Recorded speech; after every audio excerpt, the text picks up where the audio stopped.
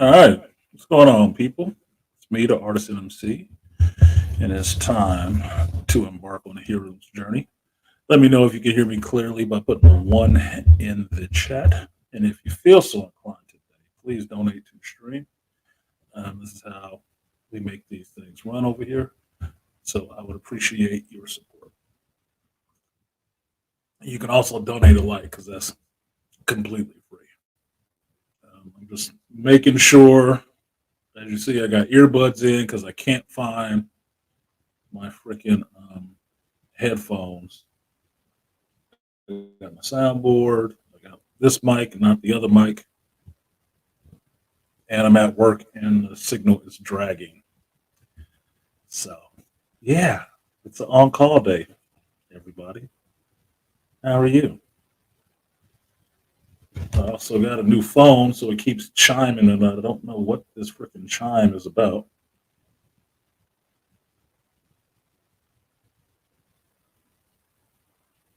Yeah, it's me.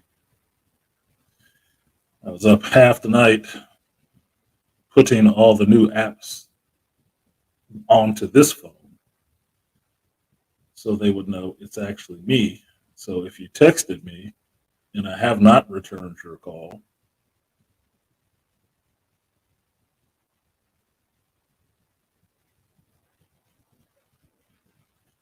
um, it's because I was switching over my phone. So I didn't know who was calling, and I couldn't respond back to him really. Yeah, I got that already.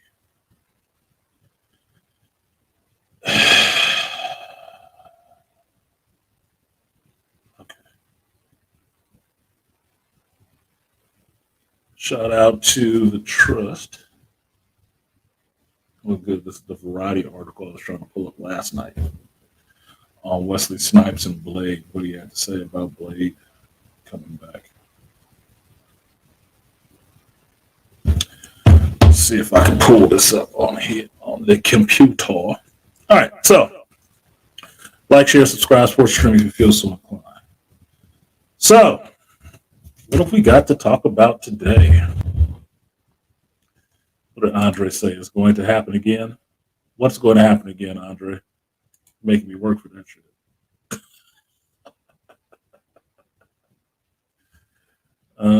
Shout out to the Swift. He said,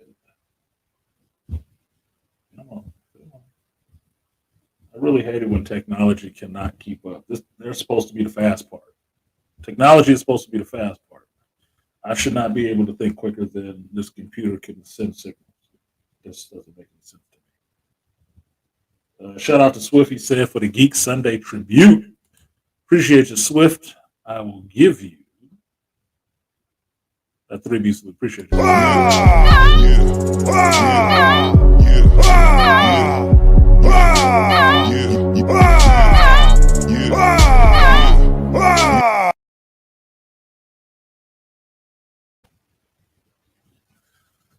It was over by the time I heard something, so I don't know if you guys saw it without a delay or not. Something else in here I can actually see if it's delayed. So I'll stop. My OCD is gonna keep kicking up if I keep thinking about it like that. It's gonna keep fucking with my OCD. Shout out to Joe Herb. Appreciate you, Joe Herb. He said, Geek Elite Assemble. Absolutely right, Herb. You one of those people because you actually do make comic books and do art and everything. You have been a retailer of comic books, so I will trust you to be an elite. So with that, I will give you the power of two, the power of one, power of two, the power of 20. Appreciate you, Joe Herb, for wamping it up. Let's see. Power of one, the power of two, the power of many. The power of one, the power of two, the power of many.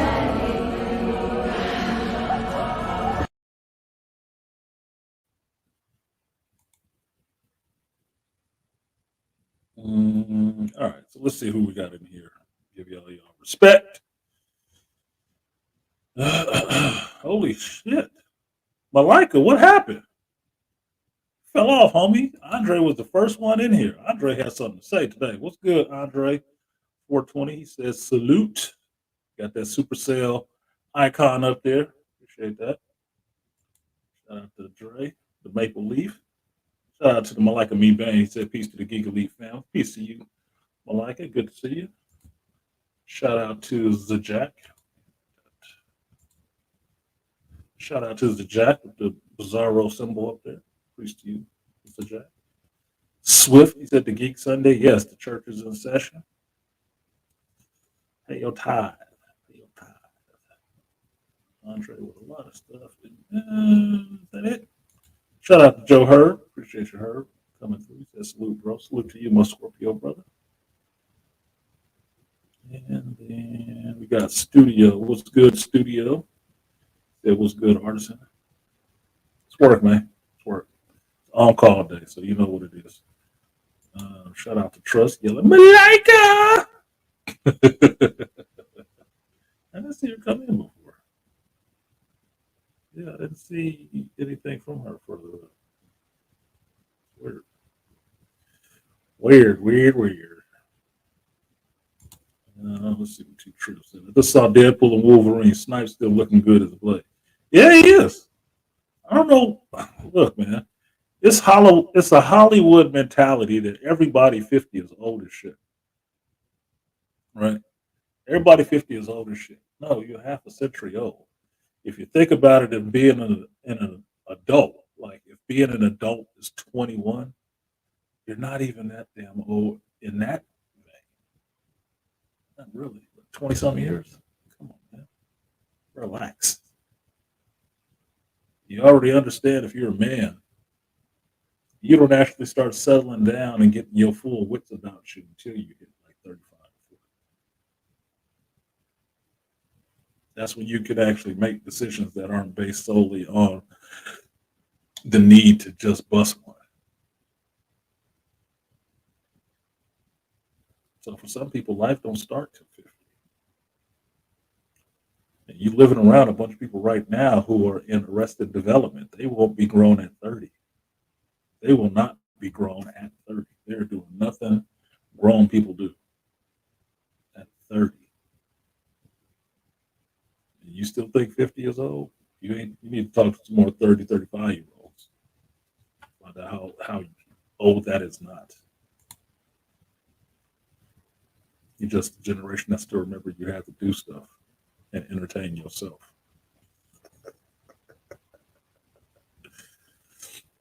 I'm going through y'all comments right now. One second. Andre said, Wesley went off when he said that there's only one blade. And yeah, it was wilding in the theater. That was the best line he had. There's only one blade. There only ever will be one blade. Goddamn right. And that's no shade to Mashallah Ali. Because until you make a movie, there still ain't another blade. It did you dirty giving you a voice acting role as supposedly Blade in the Eternals movie. They did you dirty. And they're doing you dirty with these shitty ass scripts. This long, they must have thought you was gonna sit on the bench with your Oscar forever. Because they wasted no time in announcing Robert Downey Jr. as something and how much they're gonna pay him.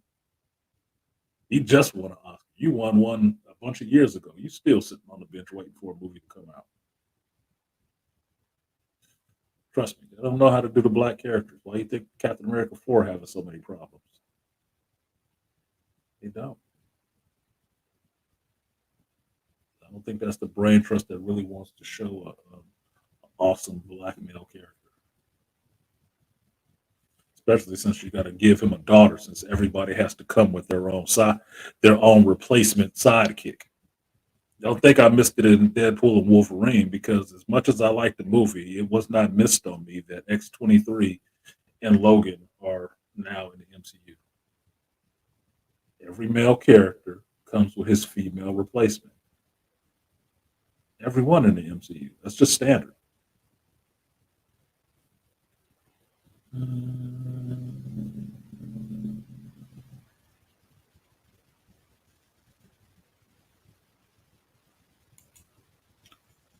I was listening to a good Bizarro and Superman story from Rob. Yeah, Rob went over one of the stories that I hadn't read where Bizarro was actually smart and he got magic and shit. That story sounded awesome. I'm like, man, I should have read that. Holy shit. I might have to go into somebody else's comic book store and buy a comic. Let them explain to me how to look through the bins.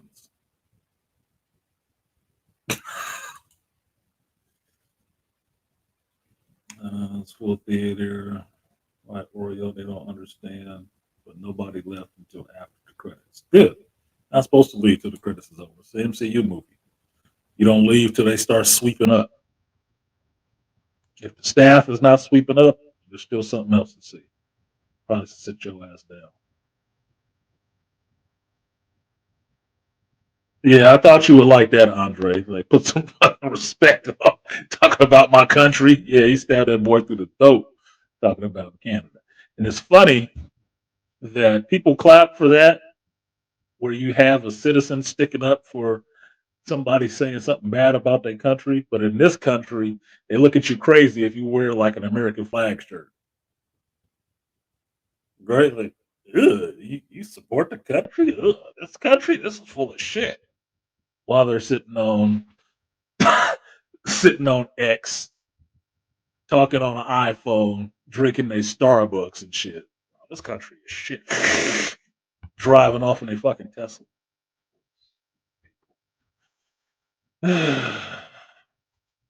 What's good, JT? My boy from Fracture in here. What's good with you, JT? You helping Chris move right now? What? What up, King? King Parrish in the building. I feel better. X-23 was mad in this movie. She had her moments. Her moment, her best thing for her in the movie was showing up and seeing the girl grown up somewhat. She only 19, so she's still underage. It's fuck to me. Seeing her grown up and seeing her talk to Hugh Jackman's Wolverine. Because make no mistake about it, it's not the Wolverine that she knows that she was in Logan with. It's not the same Wolverine. That one is dead and gone. That was the one you saw skeleton dancing in the beginning of the movie. But she recognizes this Wolverine as a Wolverine. And that's why she tells him, you were never the guy until you were the guy. Because she understands his similarity to all of them. So she good with him. X-23 was much better in Logan. Yeah, if you like little girls cutting people to pieces. I got that Superman story. It's 3 issues. What's the name of the story? I forgot what it was, Herb. I forgot the name of that story because it sounded really interesting. It's having Bizarro smart and having magic. I was like, man, that makes that character so much better. I want to know who wrote it. Like I said, Educated Wish, LFG, and Maximum Effort. Yeah, Ryan Reynolds got his catchphrases, man. Maximum Effort is his catchphrase for his company because that's his production company, which is smart because they put the maximum effort in. They put the effort.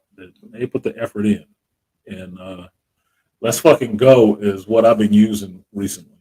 I want to redo my intro so I can use some of those gifts I've gotten from Deadpool and Wolverine and put it in there.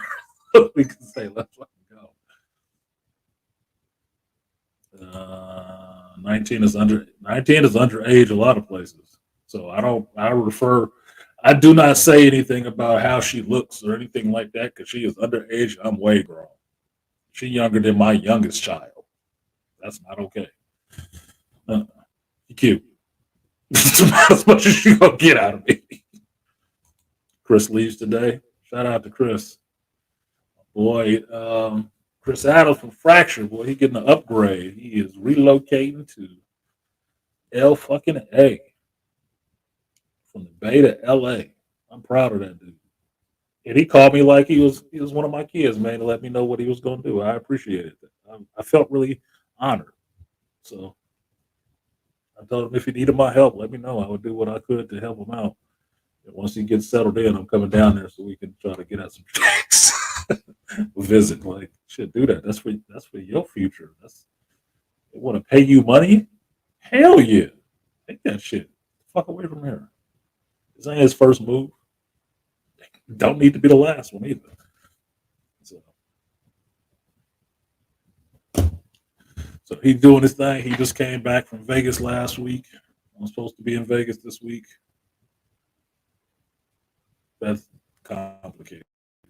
It's a complicated situation.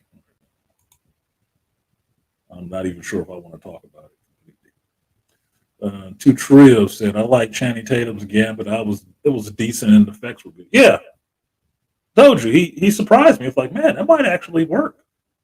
He moves pretty well. He older. He moves pretty well. I might watch that. Why the fuck not? If I gotta watch 90-pound little girls or women flipping around and kicking people in the face, why can't I watch Channing Tatum?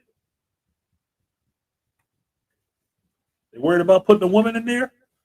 Put a rogue in there, recast a rogue, or put Belladonna in there. Let's just go through him being with the Assassins Guild. Thieves Guild, excuse me, Thieves and Assassins. Let's go through his whole, backstory. That'd be fun for a little while. You can get one movie out of that. Let me say. No, X-23 is more graphic when she's put on the glasses in Deadpool. I knew it was a Marvel movie. Yeah, when she put on the glasses, you know she's about to go to work.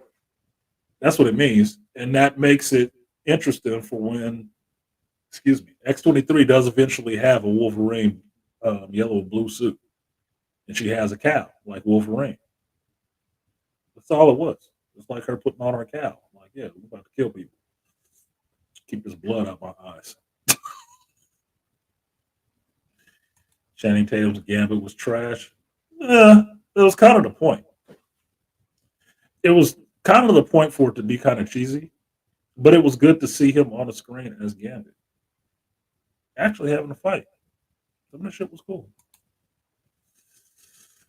It's called I Bizarro. Jason Aaron. Yeah, Jason Aaron writes. I know you have your love-hate relationship with Jason Aaron because he was doing Thor.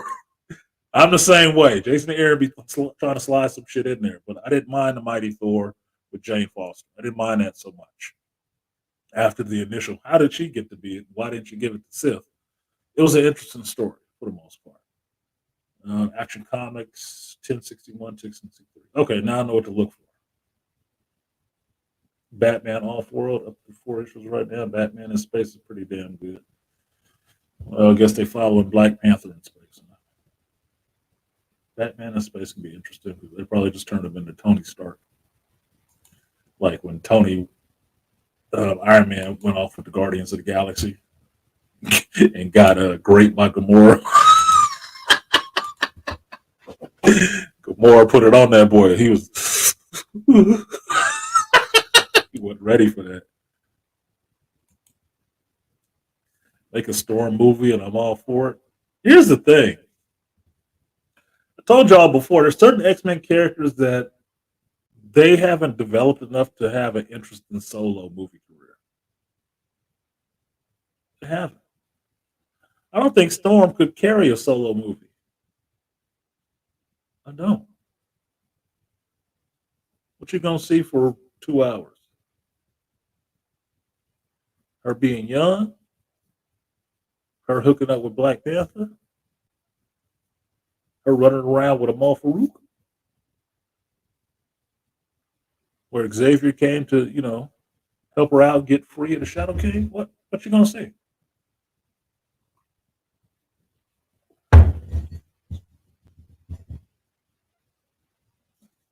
Until you get to some of this modern stuff that makes the scene really interesting, you need the rest of the world set up for that happens. But origin-wise, it's not much there. Even with a Gambit movie, it's still sketchy because unless he's running with the X-Men, do you really want to watch his early years? It might work if you did it like a Thomas Crown kind of thing and just went all over the world with him stealing shit until he hooked up with the X-Men. But not really. You know what his backstory is, but it's not a lot there that you're really interested in that you want to watch for 2 hours. But that's just my opinion. Uh, the external is fine. Which external? Talking about Selma. Yes. They waxed that ass.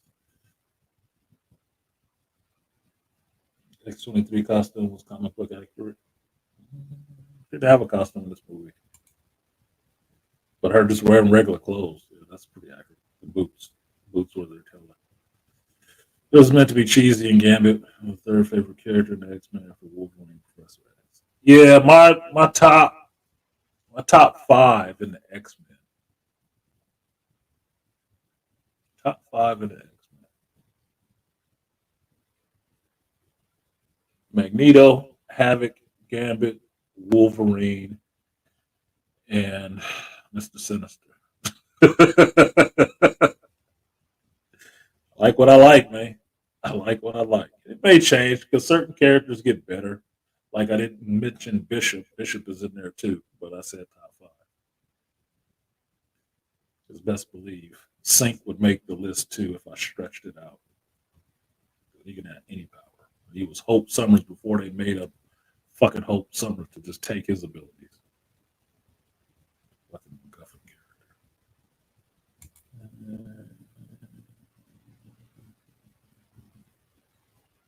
Yeah, he was trying for that Gambit movie. He was hilarious, which is why I liked it.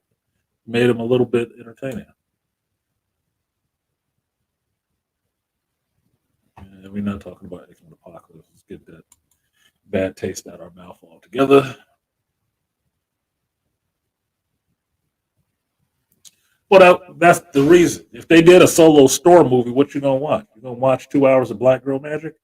That's what they'll turn this shit into. She's the Black Queen. Everybody has to call her Queen. She's a goddess, sort of. This overhead skylight, just putting the glare on that bald head. Symbiote armor, Emperor Killmonger is a missed opportunity. I didn't even read that Black Panther intergalactic Wakanda shit. I didn't read that. That was what's his name? The dude that I didn't like writing Black Panther. I wasn't that interested. I had already checked out by him, so I wasn't reading it at all. Gambit is badass, but he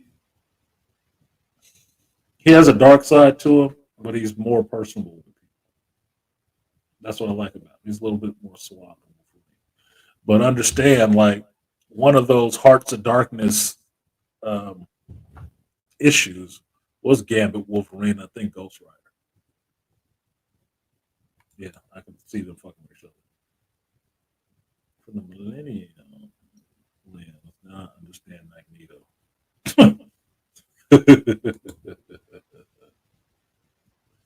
External from the original animated series, yes, she was kind of hot. She was kind of hot. External in comics, I believe, is still that same shit. Yeah, the fact that Deadpool was cracking on not understanding Gambit, that was messed up and hilarious and shit. I don't understand a word he's saying. Can we get a dialect coach? That was messed up, dude. I think that was what the I think that's the inside joke of one of the reasons why the Gambit movie wasn't getting made because they didn't like Channing Tatum's accent. That's from what I heard. I was like, play it up. Yeah, use it. Hella meta. Yeah.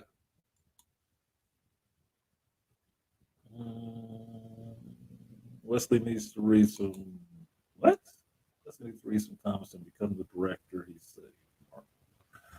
I wouldn't say he saved Marvel. He Wesley gave them the entrance, right? Right time, right character, right approach.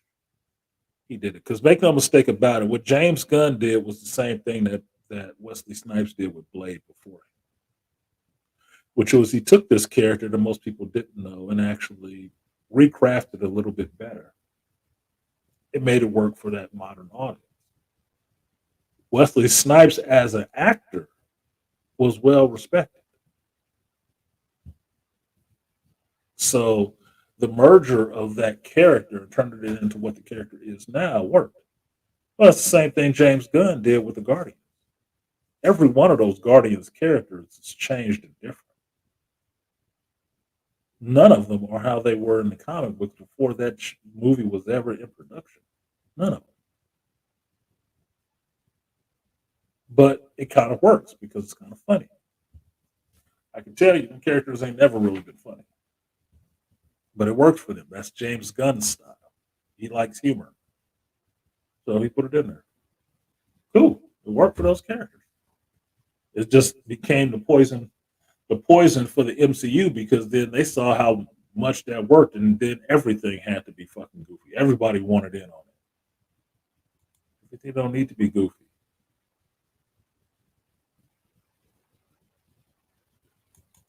Much as I like Ryan Reynolds, I prefer Wesley in charge.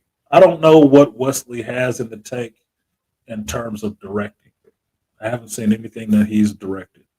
He should be producing, but you have to understand that Wesley, because of his crap with the IRS after the Blade movies and stuff like that, he had to, have his career on pause for a while.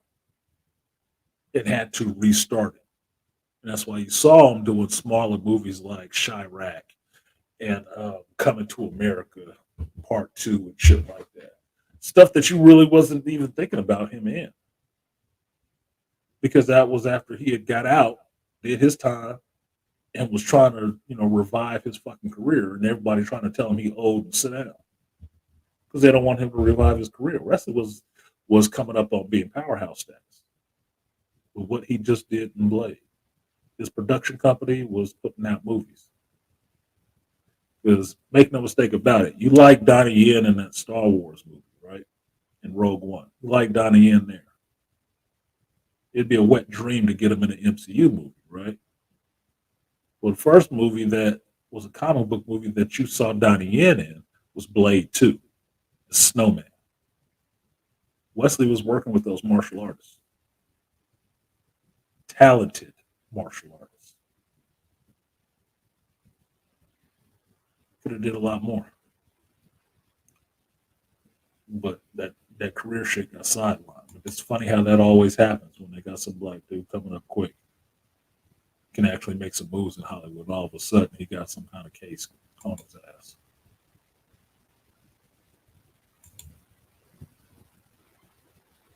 If you ever listen to Jamaicans, Andre, you could probably pick up what Gambit was saying. Shitty Southern accent. Nice pull with Ryan Reynolds showing his Canadian side. Thought it was him trying to look like Thor. That's what I took it as. And it should have dawned on me earlier than when it got to the close to the end of the movie where Nice Pool got killed is like why Nice Pool didn't have a healing factor.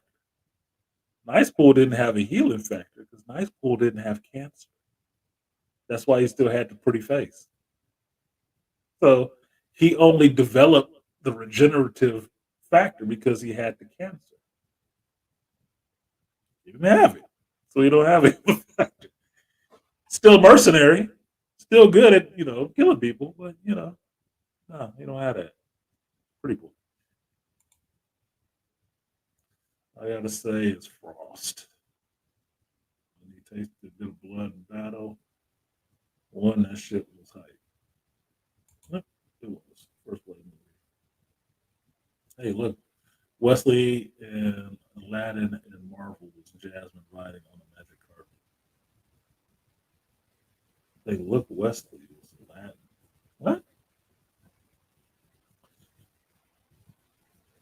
If Wesley was Aladdin and Marvel was Jasmine riding on a magic carpet, a whole new world. Yeah, okay, I get what you're trying to say now, too. It's an analogy.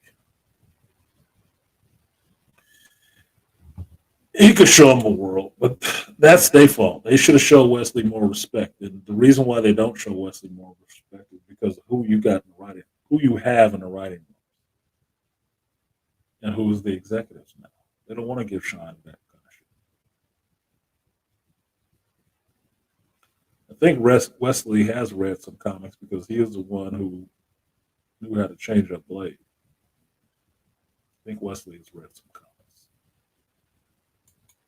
He knew about that character. It wasn't something that was shot to him by Marvel. He came to them. There's a difference. Shit. Donnie Yen was in a Shang-Chi movie. He would overpower Simu Liu. It wouldn't be his movie anymore. Because I'll watch a Donnie Yen movie by itself. You ever seen Dragon Tiger Gate? Donnie Yen a bad motherfucker, dude. That's why I always say motherfucker in between Donnie and Yen. Because that's a bad motherfucker. Whatever movie he was in. If they would have gave him Shang-Chi, it would have been a better movie. But they would have had to do some dumb shit. So,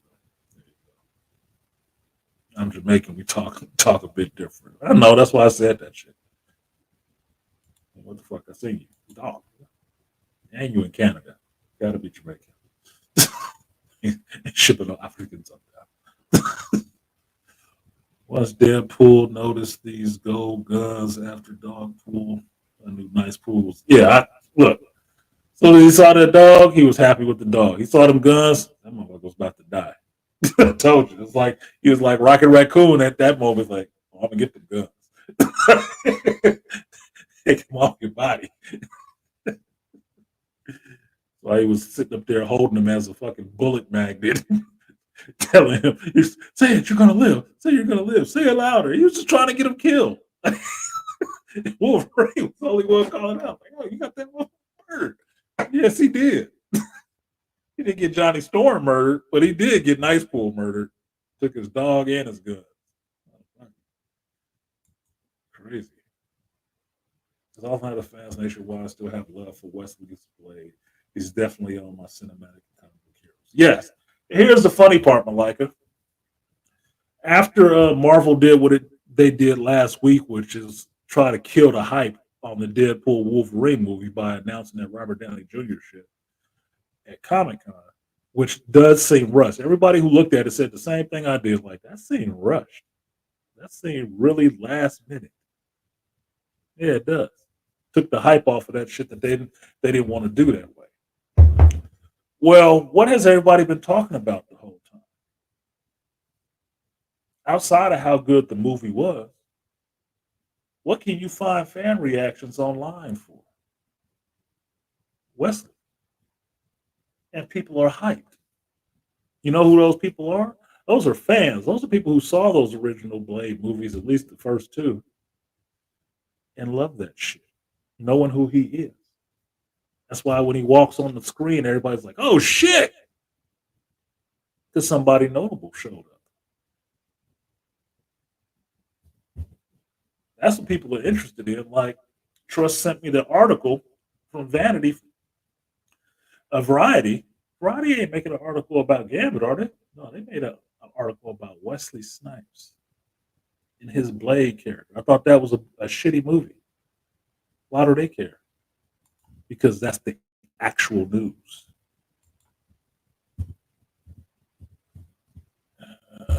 Let's see. That is the actual news. And what I've seen this week is people being really interested in that Wesley Snipes Blade.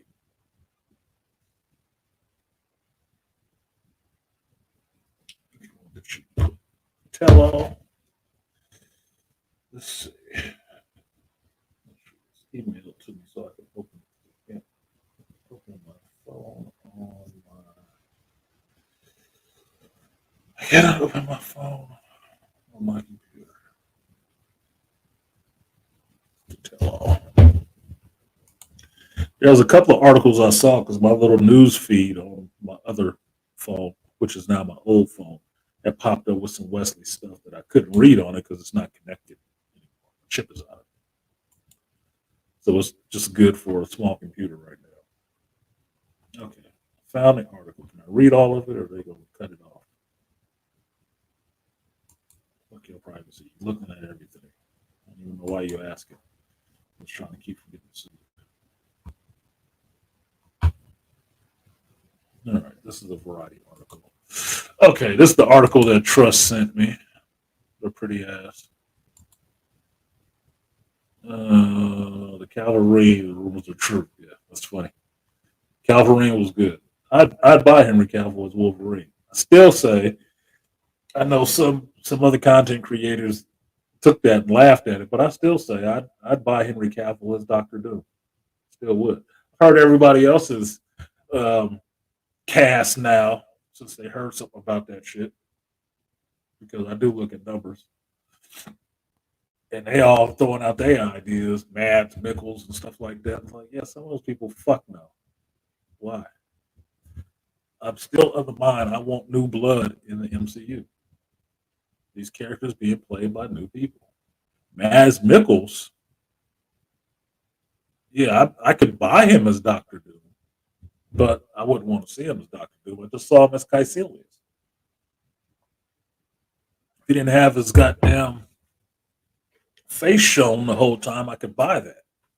But if my thinking is like this, if I've seen your face multiple times in Marvel, it's really tough for me to believe that you're going to play another role or we're not going to see your face. It's like why I don't think the Iron Man thing is good. Is one of the reasons is we know Robert Downey Jr.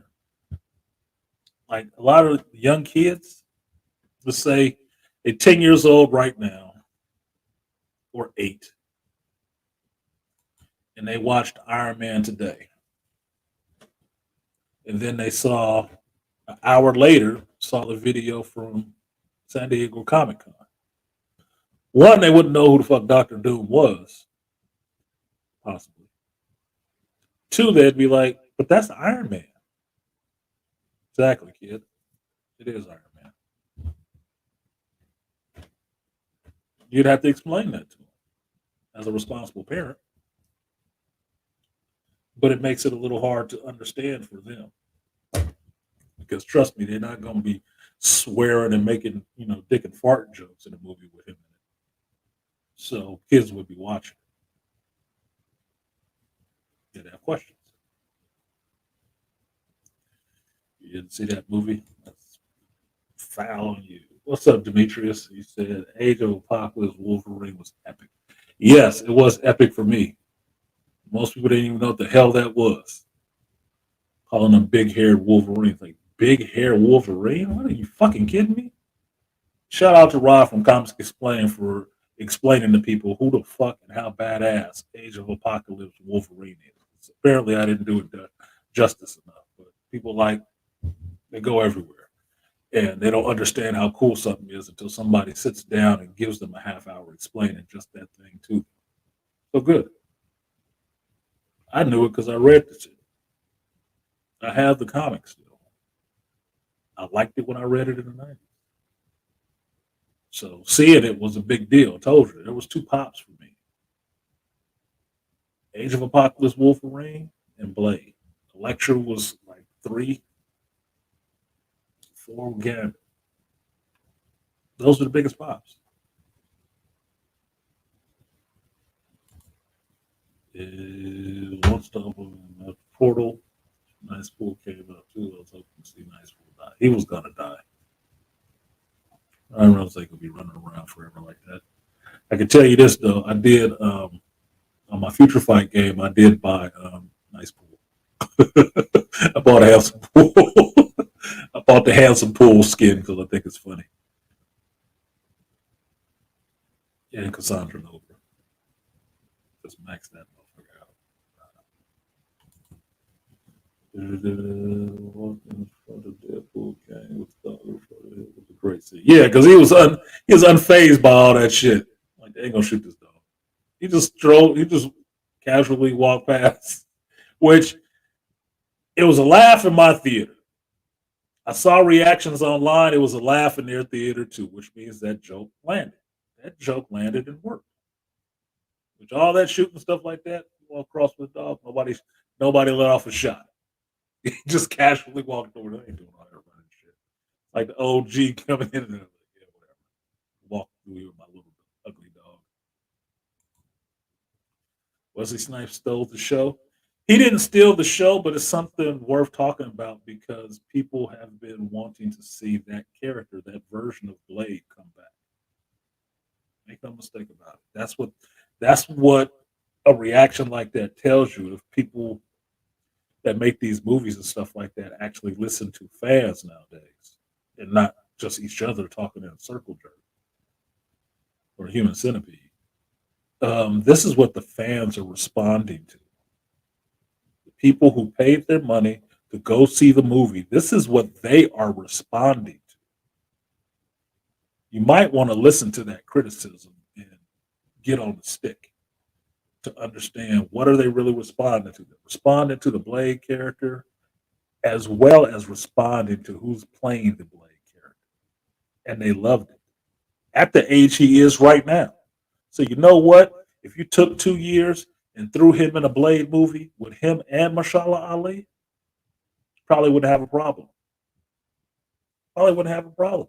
Since you want to tie up all this multiverse shit, have him and Mashallah Ali in the same movie. Make it like a multiversal movie, taking on some vampires or something like that. And then by the end of the movie, you can have Wesley hand it off to Mashallah Ali in the MCU.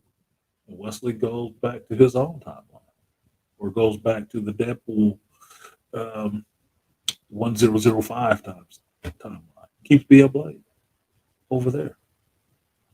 Mashallah Ali plays Blade in the 616, the cinematic 616. I hate that they changed this fucking designation for this universe.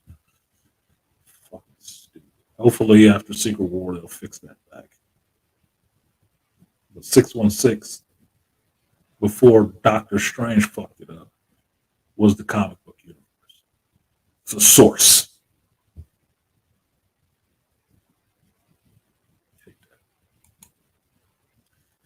Iron Monkey put me on to Donnie Yen.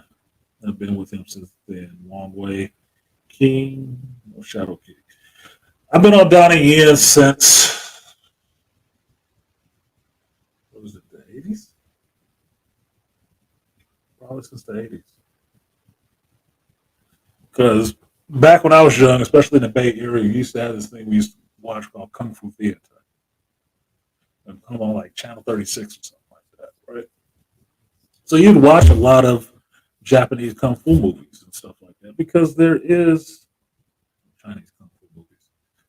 There is a big Asian population here, and they have their own channel. So you could watch that stuff if you wanted to listen to subtitles or listen to the shitty dub. You can watch that stuff. You get to learn who people are. Now I didn't see Dragon Tiger Gate until 2000 and something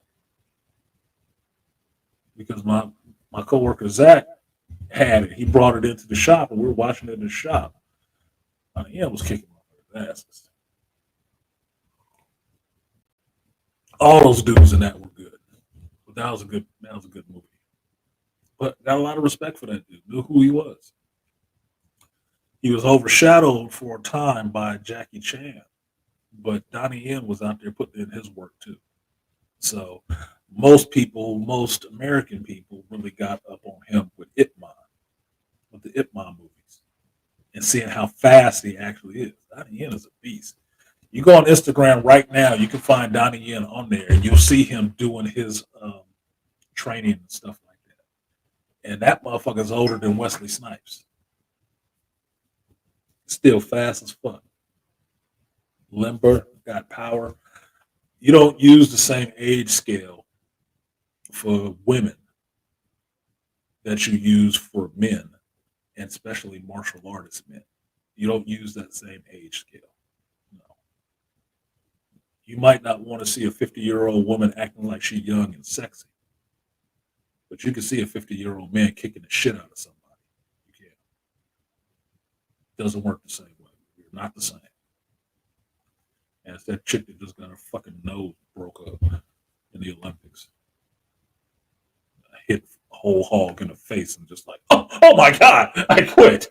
I can't do it. I've never been hit that hard before. Yeah, because no man has ever hit your ass like they really meant to. That's what that shit means.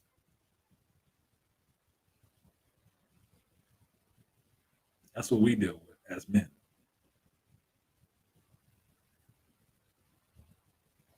Donnie motherfucking yeah. Okay, I did have a show today, and an hour in to fucking around with this shit, but it's mostly on House of the Dragon, more of this Deadpool stuff, and RDJ announcement. It seems like last week's list. Where's my this week's list? Oh, I misnumbered it. This is this week's list. Been doing more work than anything else. Donnie Yen did Shang-Chi. That movie and the character would be totally different and improve the character, just like Wesley did with Blade. Yes. But they didn't offer that to him, I don't think. If look, wish fulfillment. If Donnie Yen came in, since they're doing all this multiverse shit, if Donnie Yen came in as Shang-Chi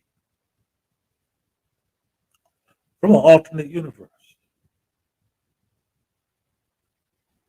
and took the place of Simu Liu in the MCU Shang-Chi universe, you could probably get another movie out of that shit. And people would buy it. Now, you may not do it because you want to keep using the Shang-Chi character, and that's the whole point of casting new and younger actors to play some of these roles, so you have actors that you can use for multiple movies. You could probably get 10 years out of it. Now, some roles it won't matter. Some roles it won't matter. But specific ones, like, I don't know, Doctor Doom, you want somebody younger. Black Panther, you want somebody younger. So you can get multiple more movies out of it.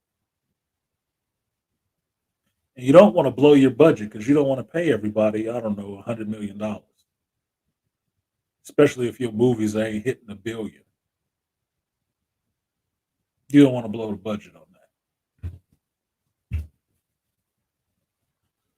But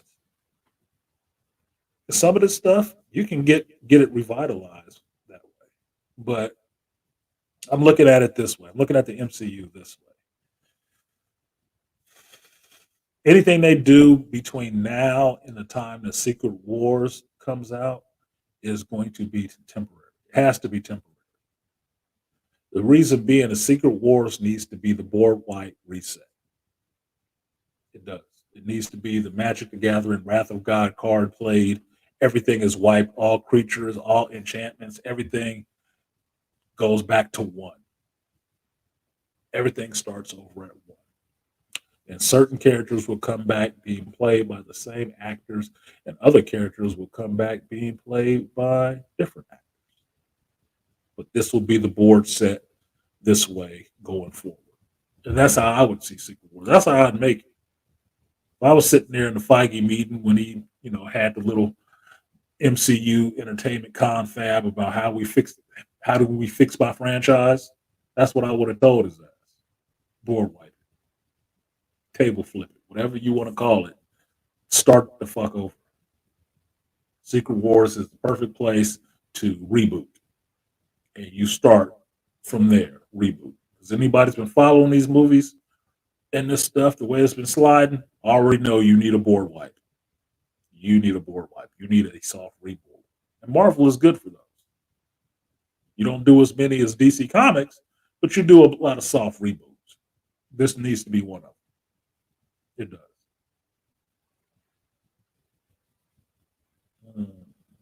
Talked about it yet? That show needs more coverage. I haven't talked about Game of Thrones yet because we were talking about Deadpool and Wolverine last week. That was the biggest news. But make no mistake about it. I got the TV right behind me set up already with my Fire Stick. So as soon as this shit is done and it hits 6 o'clock, I will be sitting here watching the finale of House of the Dragon. I'm looking to see some people get burnt the hell up. Come on, man. Everything.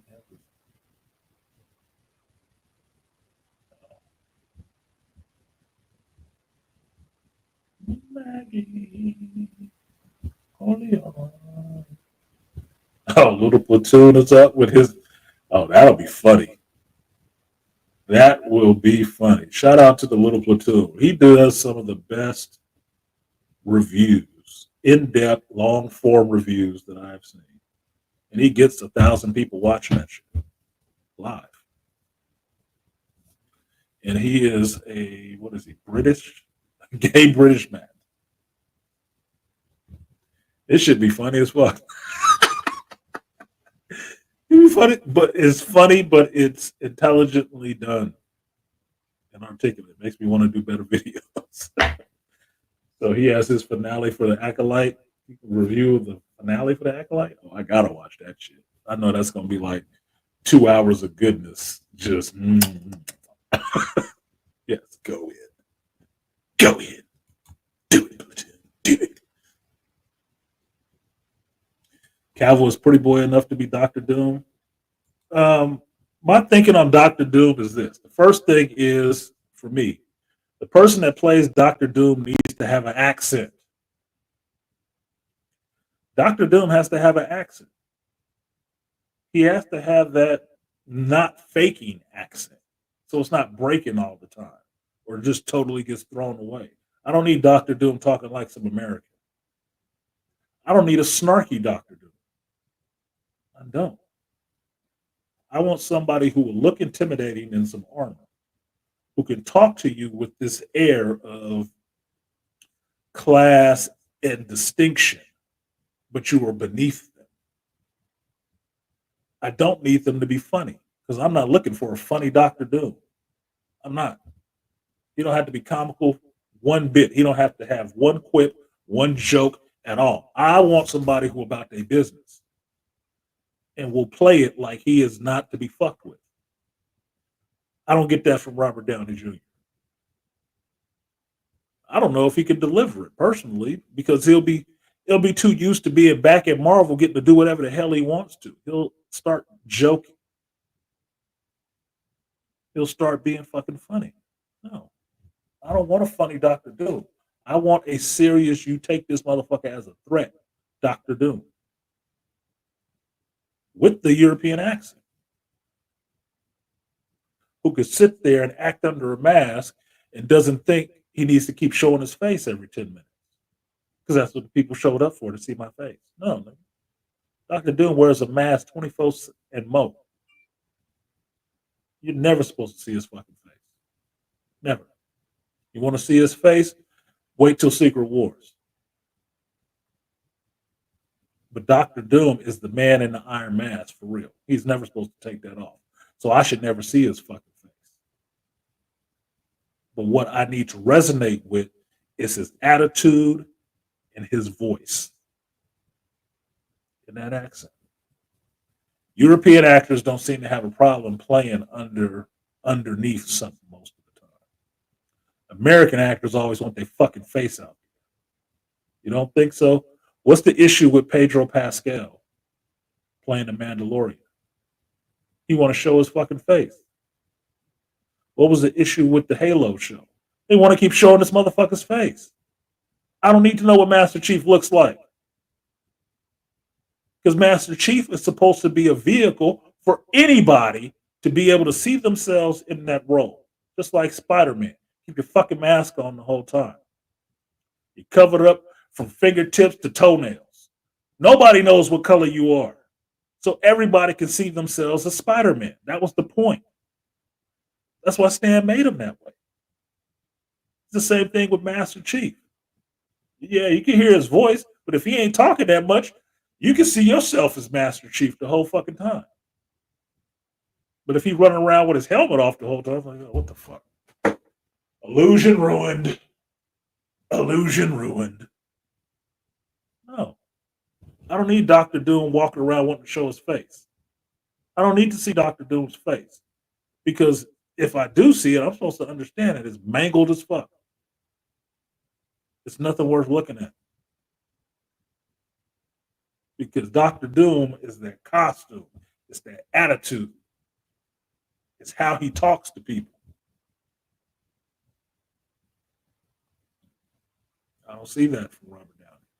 And it's nothing against Robert Downey. I just don't see that from him. I don't see him bringing that like that. If he can, awesome. Awesome. I'll be happy to see it. I just don't think he can. No, I don't want Cillian Murphy for Dr. Doom. Cillian Murphy is just popping up because Peaky Blinders and Oppenheimer. No, Cillian Murphy is a good actor. I don't need to see him as Dr. Doom. He's a little bit too tall and too scrawny. What I'm drawn off for Henry Cavill is the accent, the stature, and the shoulders. He's broad shouldered. I don't need no skinny ass dude standing up there trying to look tough. But I'm telling you, you throw Henry Cavill, you've already seen him like Superman, right? With a skin tight suit, how broad his shoulders and his back and shit like that is. Throw that in armor. What do you get? You got something fucking imposing. Look like a goddamn destroyer. Now you're gonna put the green cape and put the fur around it and shit like that with the big emblems on his chest, looking like Spawn walking around in the hood 24/7. That motherfucker will look imposing. When he crosses his arms, it'll look like it's a problem. Doom will not be second to you, Richards. Nigga, it'll carry some weight. That'll carry some weight. I don't get that from Robert Downey Jr. He's short. You don't think he's short? Watch his Iron Man movies and see how his tennis shoes always like platforms. I'll need my Dr. Doom to be imposing. I want him to be a threat. Human looking, but a threat nonetheless.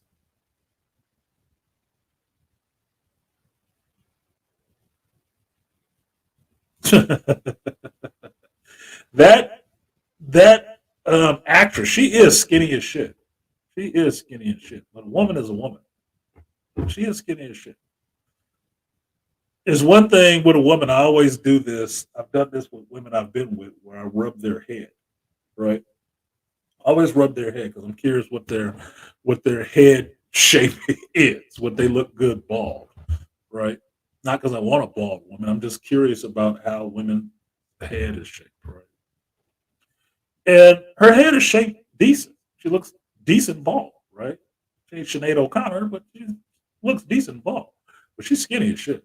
She is skinny as shit. And I'm like, that works for somebody nowadays. That's what they expect women to be, I guess, nowadays. No curves, no hips, all the sexuality of, Gumby. I don't know. I like women with curves and stuff. I don't know why they keep selling this dream of women that that's what they're supposed to be looking like. They ain't supposed to look like Lizzo either, but I'm just saying. It's gotta be a happy medium. Like, I told somebody they had a mom bod and they got upset with me. It's like, a mom bod is not a disrespect. That shit looks firm. That shit looks nice and supple and womanly. And grown woman. And grown womanly. I don't see a problem with that shit. Show me something natural like asses and stretch marks. I'm a grown up. I'm not looking for young ass girls or old ass women. But right in that sweet spot, where I found my sweet spot. I think they should have gave Elektra her ancestral sword, though. She didn't have it in the movies. She didn't have an ancestral sword in the movies. She had her side blades, which were etched, but she didn't have. They didn't get enough movies to get to that whole thing, so she wouldn't have had it because the character didn't originally have it in the movies. But as far as Elektra goes, that's your first Elektra.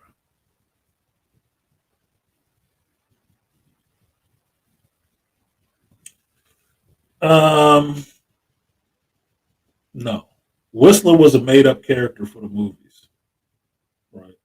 Shout out to Chris Christopherson. If Wesley or Blade is playing the Whistler character, that means there's somebody else out there in the field. And I think that's why that script keeps falling apart because that's where they keep having the introduction of his daughter. He's sending her out there. Look, this ain't Creed 3. Okay. I'm not looking for Blade to have no daughter. I'm not looking for Blade to have a child. Not this movie version of Blade anyway.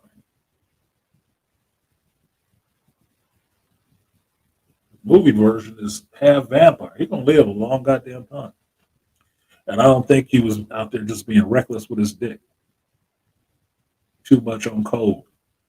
That would be too much off code to me. To have some daughter. Now she got abilities just like him. Get the fuck out of here. Just trying to make something else female. You don't need that to sell it to females. You know, women happen to like Blade.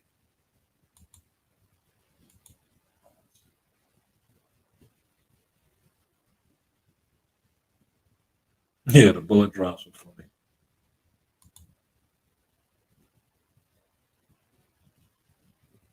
Definitely like it. Since Sora Comet Butterfly, I didn't see that one.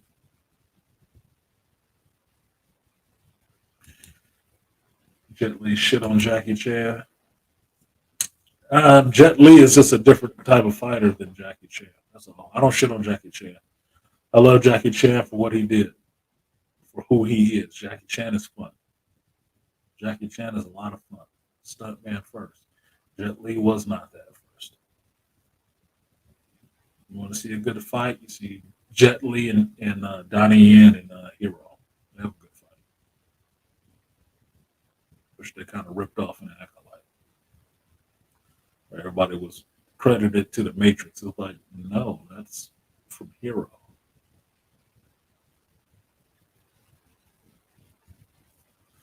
Anyway, so the artist in the chat was good. Aquateki, the number one wrench has arrived.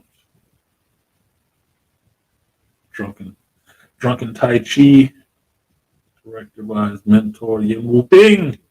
Yin Wu Ping whooping your ass. Whooping your ass. What up, Detroit? 313. Jet Li had a feud with Jackie Chan a little bit. Yeah, but you know what that is. It's like having a rat beef when it used to just be beefing and you getting into the industry. You got to make a name for yourself. And to keep from people stuffing you in that box, oh, you just like such and such, you're going to have to say some shit. You're going to have to do some things to keep people from putting you in that goddamn box and seeing you as different. You're going to have to. The only time they seem to understand it is if y'all going at each other. Then they understand there's a difference between the two of you. Until that point, they'll keep wanting to compare you to that because they say object permanence goes away in children. It doesn't. It doesn't, apparently, because grown folks cannot understand having more than one of anything. There's two Asian guys who know how to do martial arts and do movies, and it's not the same thing. You mean all martial arts movies don't just come from China? No. Fucking idiot. Yeah. Yeah, Aquateki the Great Reset. Yeah, that's what they need. They need to reboot. They need to reboot. 6 minutes behind. Shout out to Iron Monkey. We didn't need to.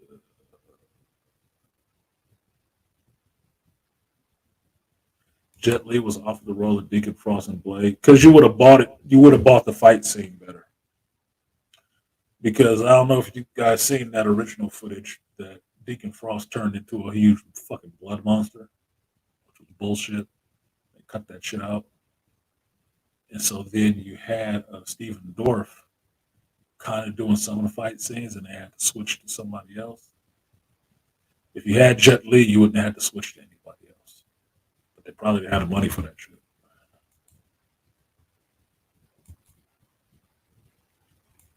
What up, Donnie Mac? Yeah, House of the Dragon should be, dare I say, lit tonight. Should be Dracarys in that bitch. I love last week's episode. I did.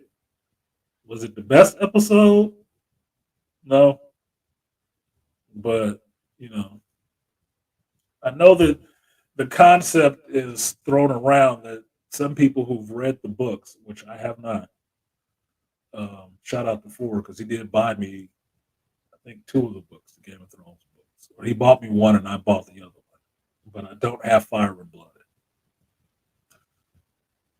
That I'm getting this point in the Game of Thrones timeline from this show and from people who know the material that I do not, explaining it and understanding what the change is. And for them, they don't like the idea necessarily of these dragons seeking out people themselves and choosing their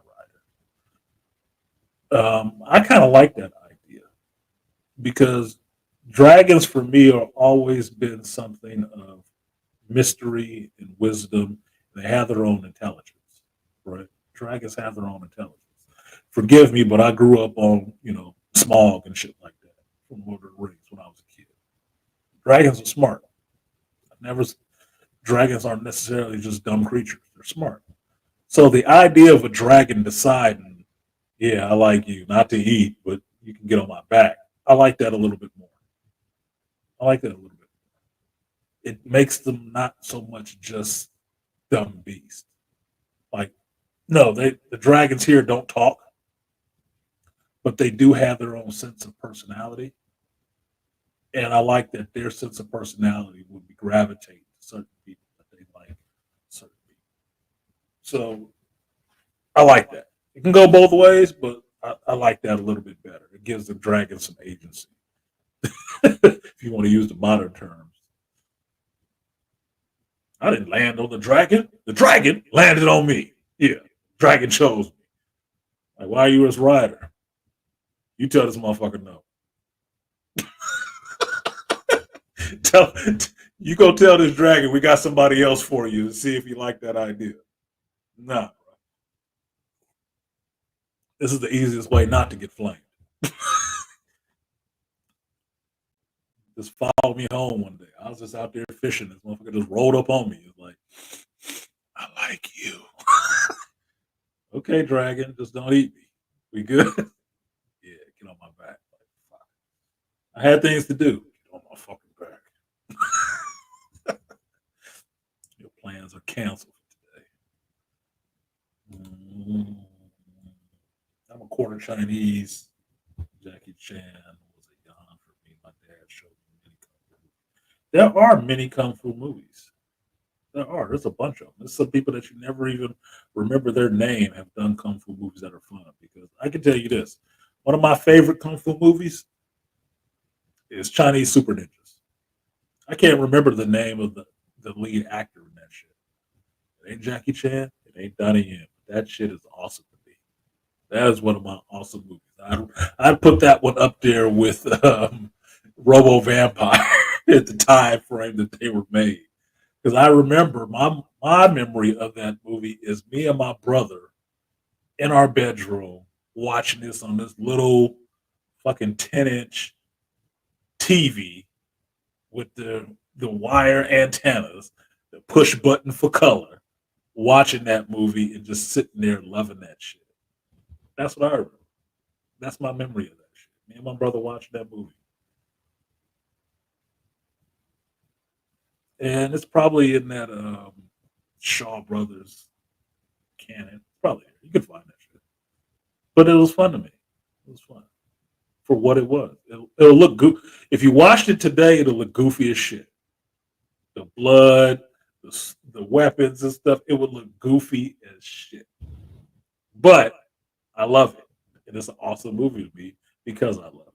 So I don't give a fuck. Shang-Chi 2 should happen minus the dragon CG shit that killed the movie. Yeah, they went Naruto at the end of that shit. I didn't mind the dragon part. I always like seeing dragons on screen. I do. The different versions of dragons, the Celtic dragons, the European dragons, the Asian dragons. I always like seeing dragons on screen. I don't have a problem with that shit. I don't. Dragons and angels, because I like things with wings and how it's depicted on screen. I don't have a problem with that. He just did some straight up Rasengan bullshit at the end of that, which was like, okay, so it's not the never ending story, but we are going to Naruto. All right, whatever. That was the movie, man. Everything up to that point was I was rocking with because Wen Wu, they made the Mandarin hella interesting. He might not be the Mandarin from the comic book, but I like Wen Wu as a character. I did. He wasn't dead. I'd want to see him come back because he'd be putting the work on somebody. He would have been interested just to be that crime boss still out there. That would have been interesting.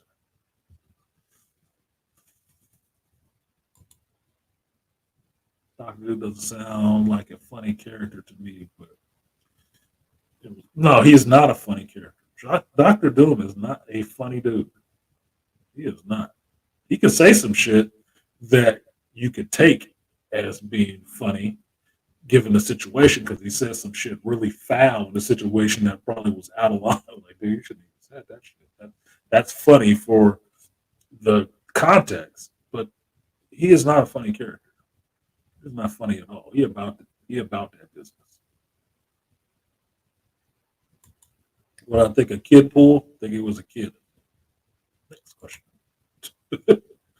Y'all support the stream, like, share, subscribe, support the stream if you feel so fine. Actor who plays Doctor Doom needs to be stoic, intimidating, aristocratic, medical maniac in a European range. I agree, Malika. I absolutely agree. I do. That's what I want for my Doctor Doom. He needs to be intimidating. He needs to be able to sound with that air of this motherfucker. He thinks I'm shit. Yes, he does. Because he thinks he's better than everybody. But he is number two in the universe at everything. That's like asking Dr. Claw to show his face. You're never supposed to know what he looks like. Exactly. I don't need to know what he looks like.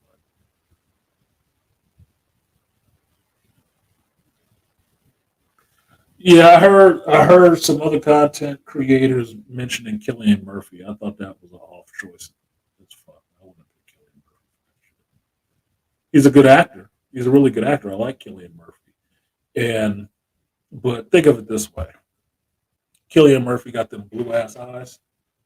But I want to be seeing that looking back for the mask. Doctor Doom doesn't have blue ass eyes. So no.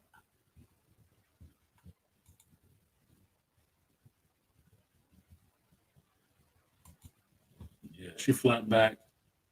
Yeah, she flat back the fuck. It is what it is.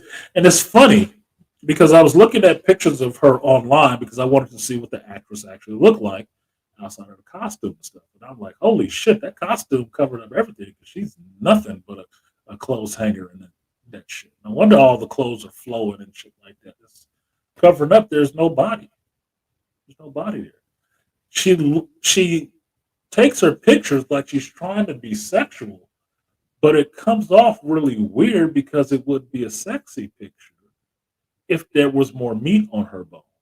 But since there's not more meat on her bone, it doesn't come off as sexy. You know what the intent is. It's just like, no. That's what it is. It's weird. It's a weird thing. Like I said, she's a woman. She is a woman. It's just a little thinner than I'd like. I still want the guy from the north. Yeah, Alexander Skarsgård. Alexander Skarsgård. He would look intimidating. And you wouldn't worry about seeing his face at all. So he could wear the mask the whole time and you'd never worry about it. He's been acting long enough where he's not going to blow the budget. You'd have more money to do other stuff. And he would accept the role and put everything into it because he's still an up and coming actor, even though he got that lead role in The Northman. But he's still an up and coming actor where he would be hungry. He would act like he was hungry.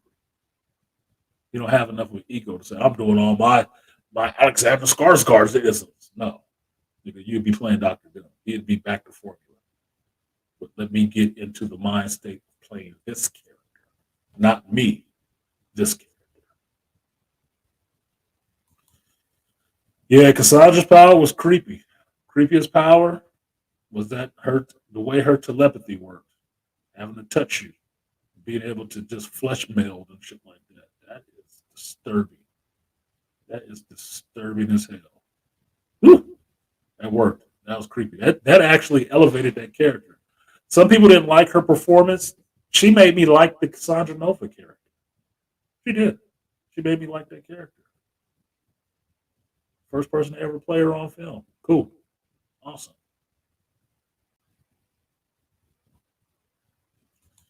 There's a reason why the term MILF was coined. Exactly. For moms. For moms. For women who have had children and have retained a little bit of that fluff that comes from having children, but is shapely in the way that makes them look extremely fucking feminine.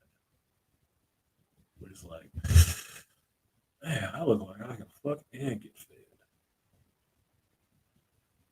Be soft, it'd be nice. Oh, yes.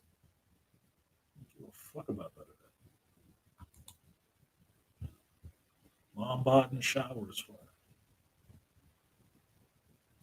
That's why I've noticed, at least with myself, there's certain women, certain celebrities, they're never attractive to me until they've had children.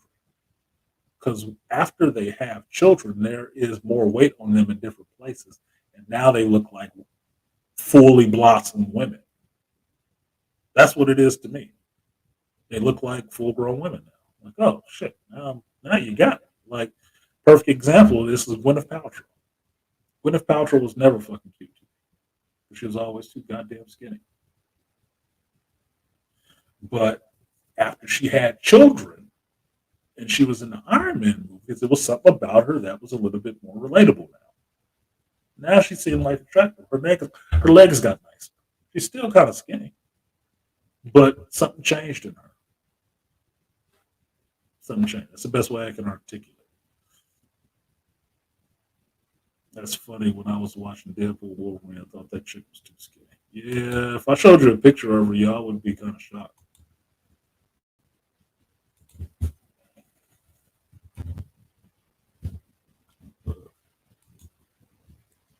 If I showed you a picture of her, you would be kind of shocked.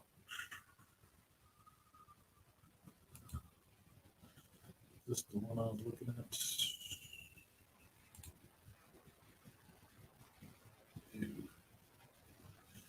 I guess it could be.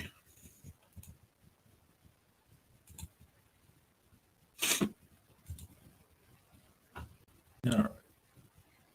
This is not misogyny or sexism.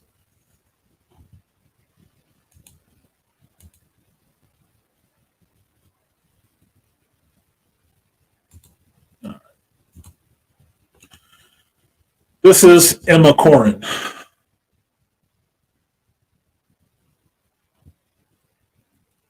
This is Emma. Come on, man. A delay is not what I want right now.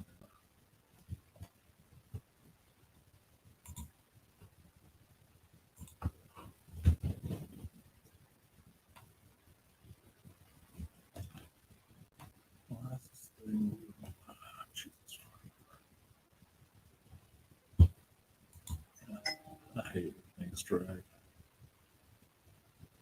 So this is Emma Corrin.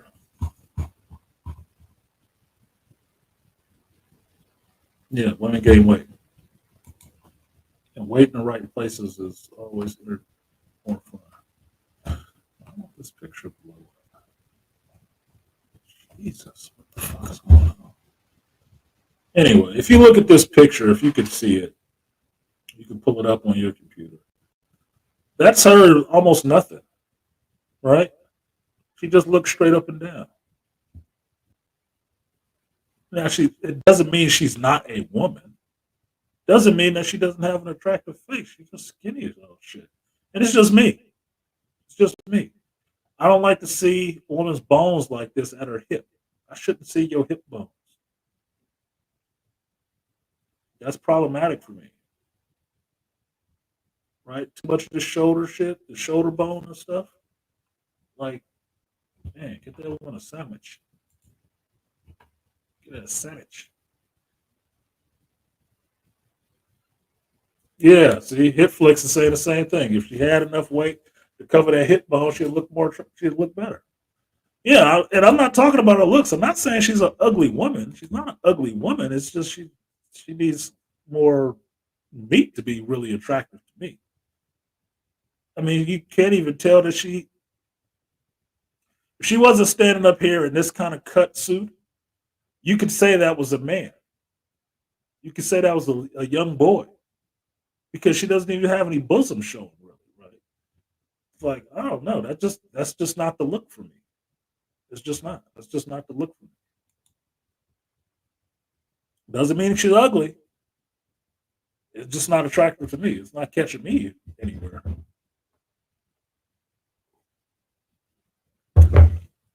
Sorry, I like women shapely.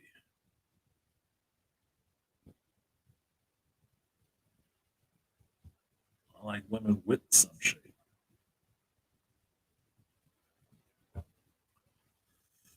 Okay, I had to skip down. Now going back.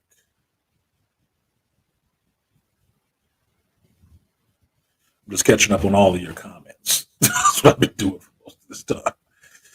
But I like that. I like having comments in there. Then I'll have to monologue for an hour.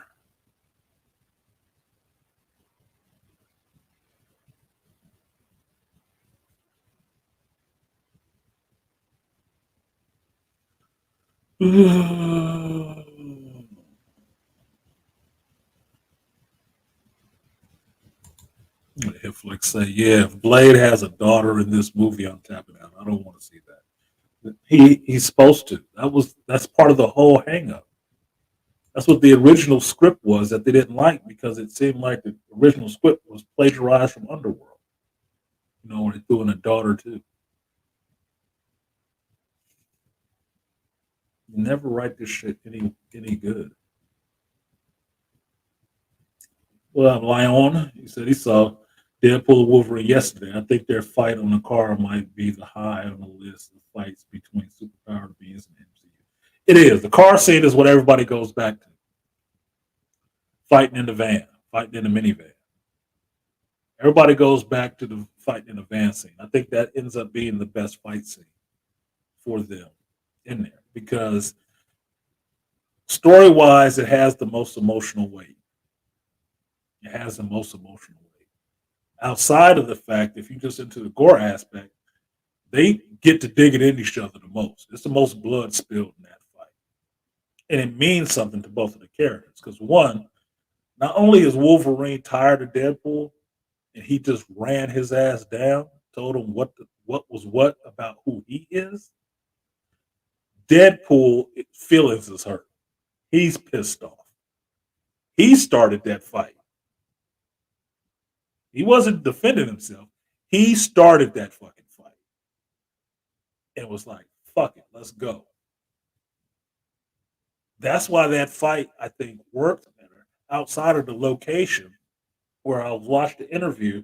I think I put it up on my community tab of Sean Levy explaining how he set up the fights for Wolverine and Deadpool in this movie, that he wanted one fight where it was really confined in a closed space and see how good of a fighter these two people are. That's a really confined space, but they in there just get it.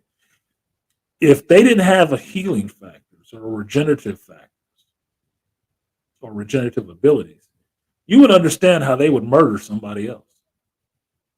Could you see Captain America having a fight in a minivan like that against either one of those characters? It'd be a problem.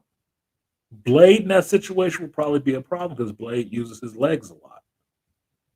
Right? Bruh, That was a hell of a fight scene. Not as good as the one in Matrix Reloaded with Morpheus and that fucking ghost twin. It was a good fight scene. Drunken Master is top 10 for you. Drunken Master is good.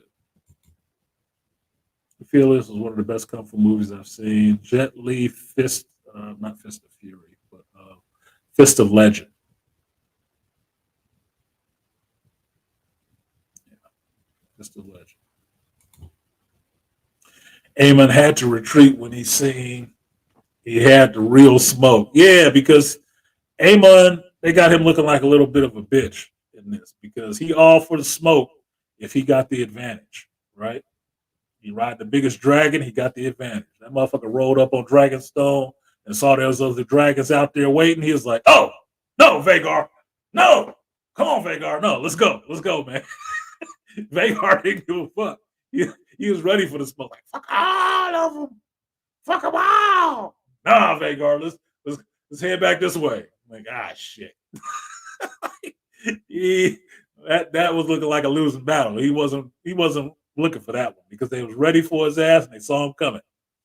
And they had backup. He wasn't ready for that. He wasn't ready for smaller dragons or not. He was not ready for that to mix it up like that. Nope. He headed on back to King's Landing. But I like how big Vagar is to where he can't land in the city anywhere. He just out in the woods. And Eamon got to ride his horse out there to go wake up this hillside. Laying in the bushes like, oh, we got some? You need me? Okay, here I go. I'm getting up there. I like that. I like that aspect.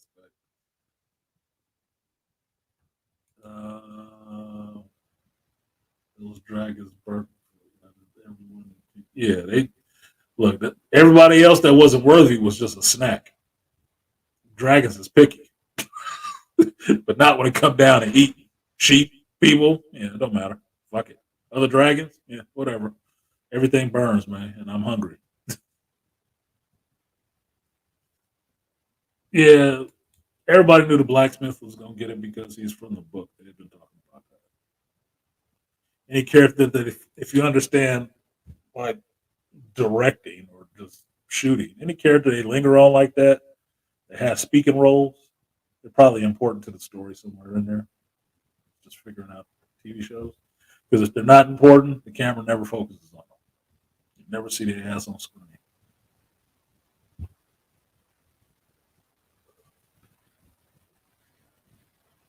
Excuse me, it's cold here. Before your time, A Rumble in the Bronx was good. Mr. Nice Guy was fun. Drunken Masters, classic. Chinese Super Ninjas was Shaw Brothers production with Ching Kwan Tak, I think. Yeah, I thought it was Shaw Brothers because I have the DVD. Yeah, I have the DVD. I don't think I upgraded it to Blu-ray yet, but I do believe it's Shaw Brothers. At that 10-inch Montgomery Ward color TV with the broken antennas and the pin cap on the power knob. Yeah, y'all tore up shit. Y'all didn't get enough ass whoopers, I can tell you. Y'all broke shit like that. I had a single mother, man. She'd beat your fucking ass for breaking some of that shit she spent all that money on. Oh no, you took care of that shit like the president was coming. That TV would still work today if we hadn't finally upgraded to some other shit. No. Single mama ass whoopers are some of the worst ones.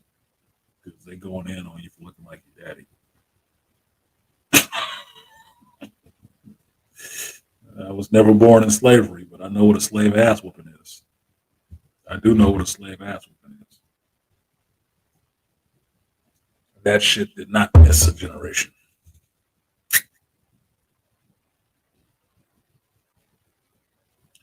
The movie to see Wen Wu, aka Tony Lee Leung, at his best is Hard Boiled and the Great Chow Yun Fat. Yeah, Hard Boiled is a good movie. I have that one. Yeah, that one, hard boiled and the killer.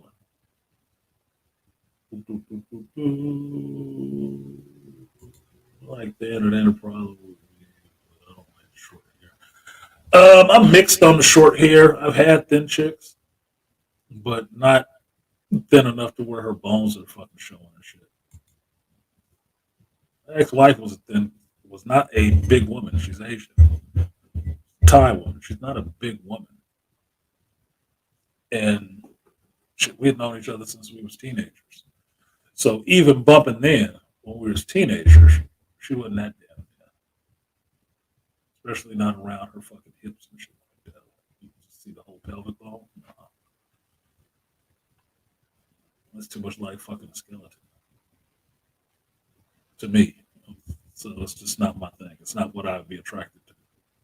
The short haircut doesn't necessarily matter. I tend to like hair, but long hair is nice. Short haircut is not blowing my mind at all.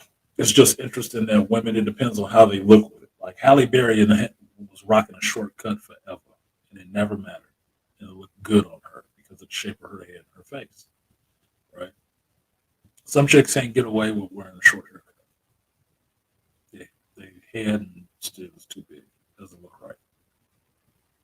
Some women can. But that's just the beauty that their hair grows so quick. You can get those different styles back and forth. Because some chicks don't look good with short hair. With long hair. They look drab. They look like they crawled out a fucking sewer or something like that. I'm just gonna keep fucking beeping.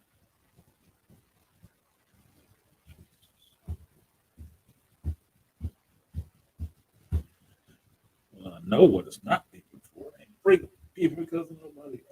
Somebody did donate. Let me not talk shit. Shout out to Two Triv. He said, for support the Geek Elite. Appreciate you, Two Triv. I will give you that 3B. I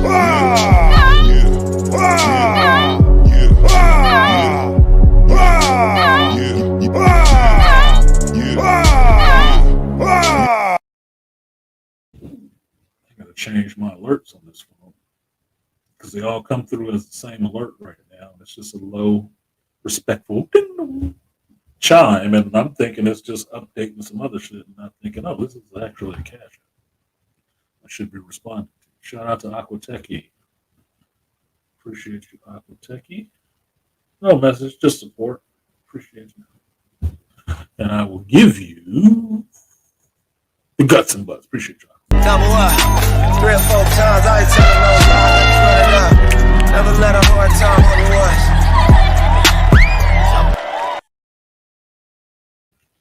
All right. I think I'm almost done with your comments.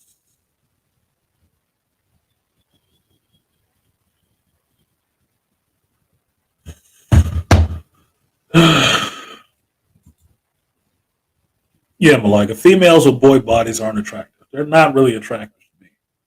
But I grew up in a generation where I kind of like tomboys, right?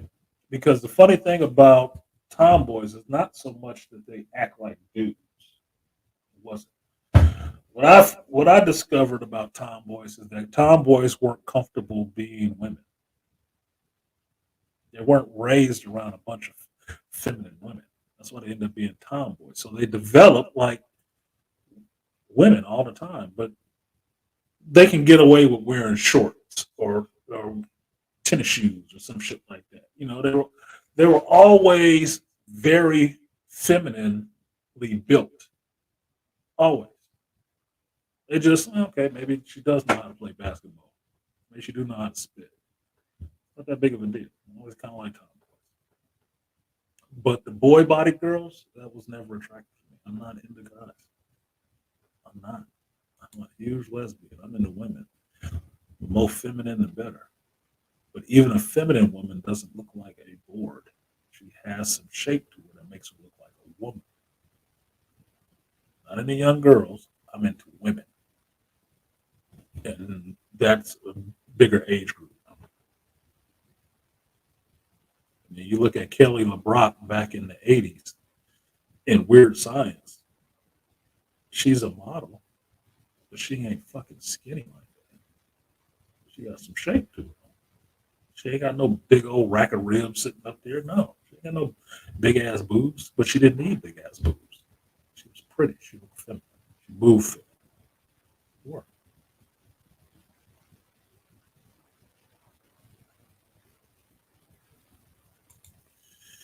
Yeah, that's the accidentally on purpose look that they're going for to get you to avert the male gaze or something like that, or make everybody look androgynous or all have boy bodies. No.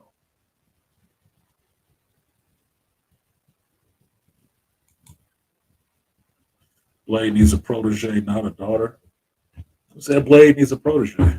You're gonna live a pretty long time.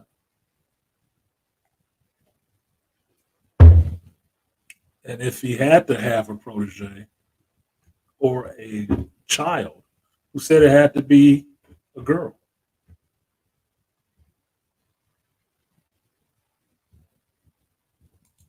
I think y'all got enough of that going on.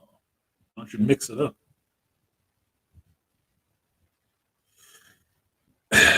I wouldn't say he destroyed Deadpool emotionally, but he finally hit the nerve.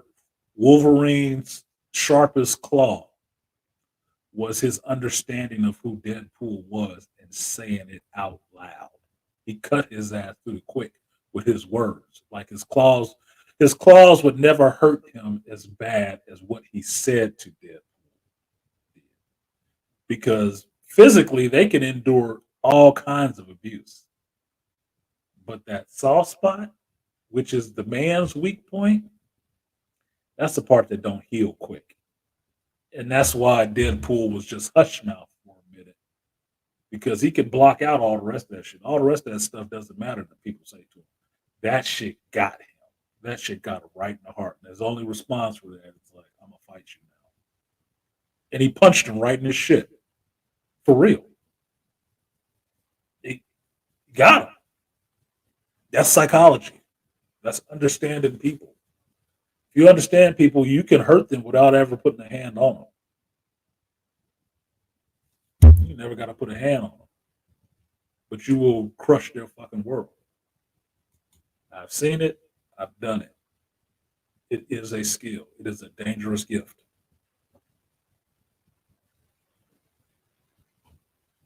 Yeah, that's one of the best lines in the movie to me. I'm going to fight you now. That's all he had. That's all he could say. I'm going to fight you. He's ready to beat his ass. For real. Deadpool wasn't there for the joke. Think about that whole fight they had. He wasn't joking at all. He was fighting. He really wanted to beat that dude's ass. That was not a game. He was. That was when Deadpool was tired of Wolverine shit. like, come on, motherfucker, do this. Confined like a motherfucker. Retreat.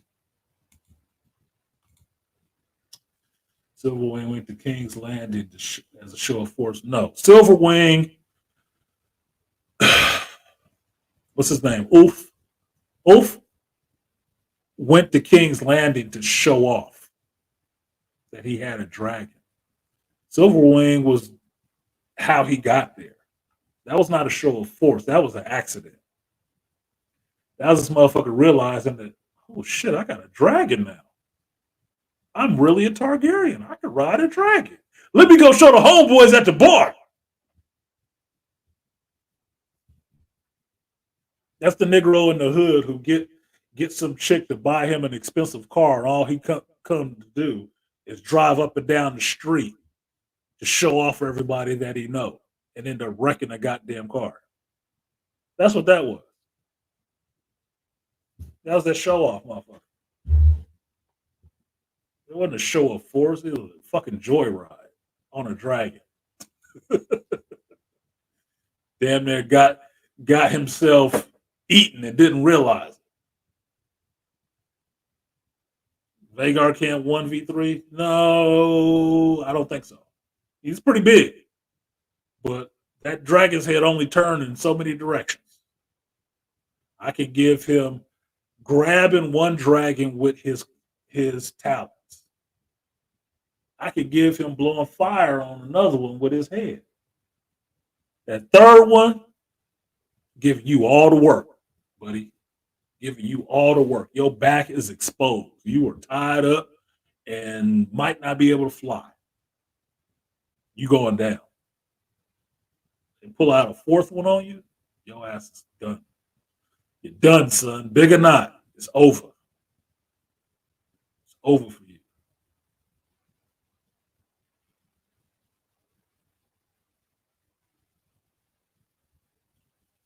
Didn't read the book. Fight scene in a confined space are great. One of the best Jet Li fights, probably Raphael in the cubicles of Kiss of the Dragon. I didn't see Kiss of the Dragon. Close quarters fight scenes are good. That's why that Daredevil hallway scene is such a big deal, because within close quarters, it is just a fight.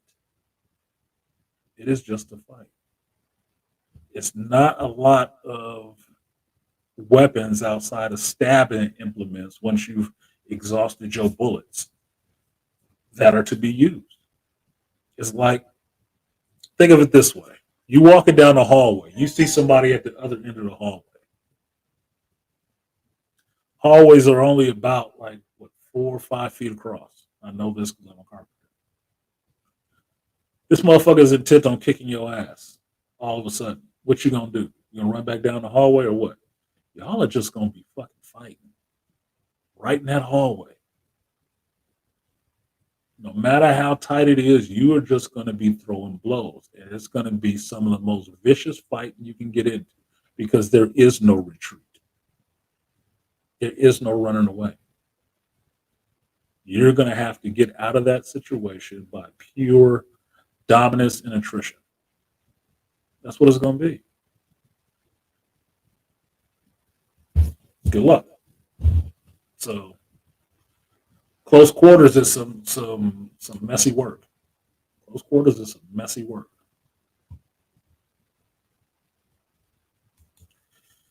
Yeah, Aquatech. Yeah, I can say that. That's why I say I like it either way, long or short. Because long hair is not all it's cracked up to be. I like the look of long hair sometimes, but like you're saying, sinks and drains and shit, that shit is fucking annoying. My ex-wife had long black hair, and she's not shedding like a fucking dog or anything like that. She just had long black hair. She'll be everywhere. The part that irritated me, and it's not her fault. Short hair people lose hair every day too, right? It's just with long hair is different. So say like paint y'all a picture where it sounds really fucked up. You had grown up festivities the night before. You wake up the next morning, you sweaty, you might have fell asleep, whatever. You wake up bucket naked in your sheets or whatever or whatnot.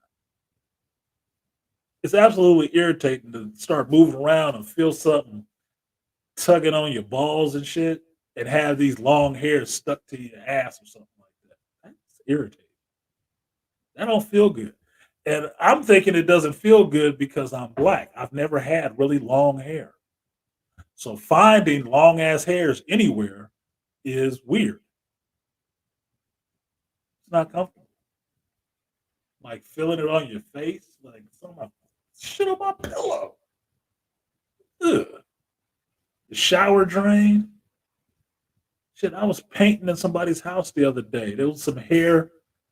I was doing the baseboard and I did it and the shit was all in my paint. And I'm like, ugh! Get shit out of here. It's just, maybe it's just because I'm black. But that shit is annoying to me. If I had been doing it my whole life, shedding and having long hair around like that, it wouldn't bother me. But it does. Because that's not my life. It's like, no, this is annoying. This shit is annoying. So seeing a chick with a short hair, if she can wear shorter hair, cool. It won't be as much around. It won't be on the couch or anything like that. It's like, yeah, sit down, but what is this shit? Got hair all over the place. You need to vacuum or something. Got a lint brush for your ass. Those are handlebars for me. No, they're not handlebars. It's a bridle.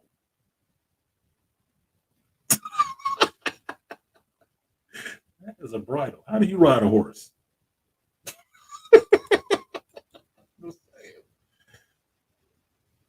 clean the bathroom behind my mom and sister growing up. I don't miss that shit at all, Aquatech.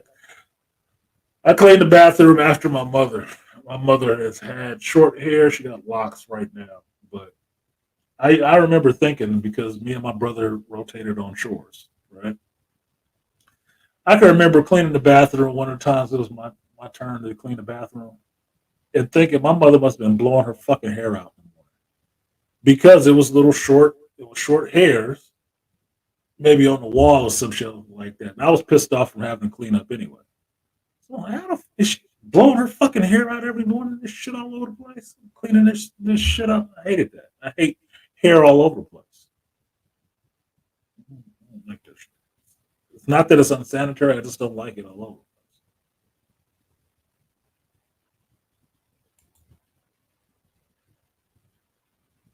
Yeah, that calm. I'm gonna fight you. That's when you knew he was serious. That's when you knew he was serious because he was calm as fuck when he said that shit. Baby knife. Yeah, Herb. That's the one I think my son loves. I think he loves that one too. That was what my coworker, after he saw the movie, that was the first thing he said to me when he came to work. Baby knife. That proved to me that he saw the movie.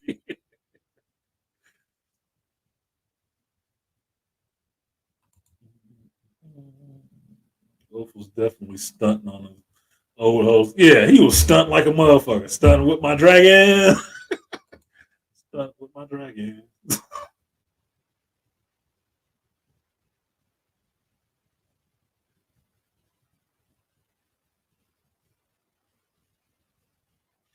Yeah, those little they're like a spade knives. Not spade knives. What are they called? He's supposed to have two knives right here, and they're knuckle blades, right? And I forgot what their term for them is, but it's a type of knife that you buy. It's just for being held right here, and you close your hands around it, and it's just a spaded blade. Those two spots on Deadpool's costume, that's where those knives go. But they never have it on in the show. But you saw him pull them in this one. He did pull those knives and start sticking people with. Yeah, that's what they're for. Exactly what they're for. You can buy that shit. I know because I buy a lot of knives and shit. I like those.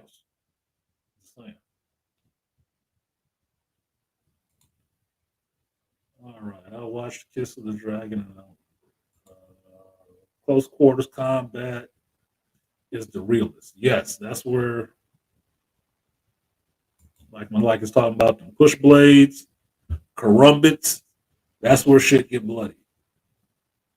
Even with Wolverine, his claws are supposed to be like what, foot and a half or something like that, 18 inches, whatever this length is, because that's where they go.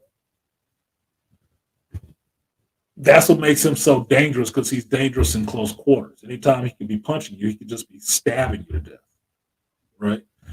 Deadpool, he ain't pulling out his sword and using the sword in close quarters. He's gonna have to fight you with hands or pistols. But there's a difference, there's a point to what weapons you use and when. Most people don't think about that shit, but it is. Like, oh, it's cool, he got all his gear on. Yeah, but all his gear is for specific purposes. From far away distance to close up distance.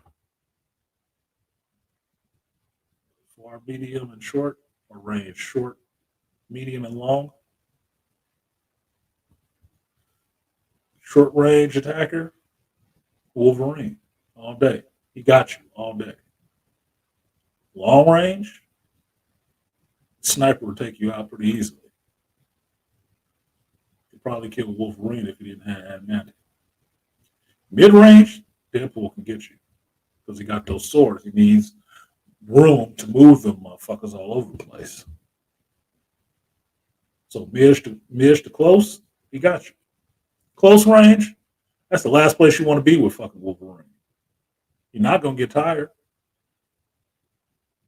He heavy as shit from all the adamantium in him, and he ferocious. The motherfucker is a rabbit. He all over the place. That's the last place you want to be. I'm certain you're gonna die that day. Dude riding Silverwing, I knew he was gonna survive. It was pretty obvious. He's gonna die when he closes his eyes. Yeah, I thought he was gonna fall off that bitch, but that'd be a short episode for him.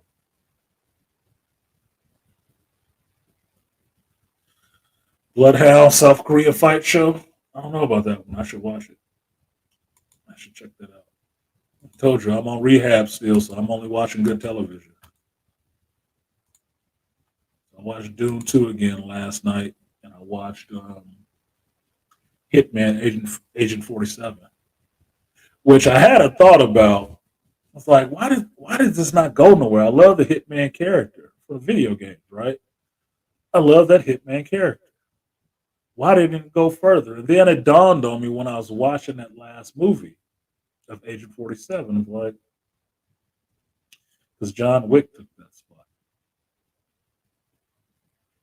Guy in a suit, world renowned assassin, uses two guns. Yeah, he kind of, John Wick kind of came slid in there and fucked him off.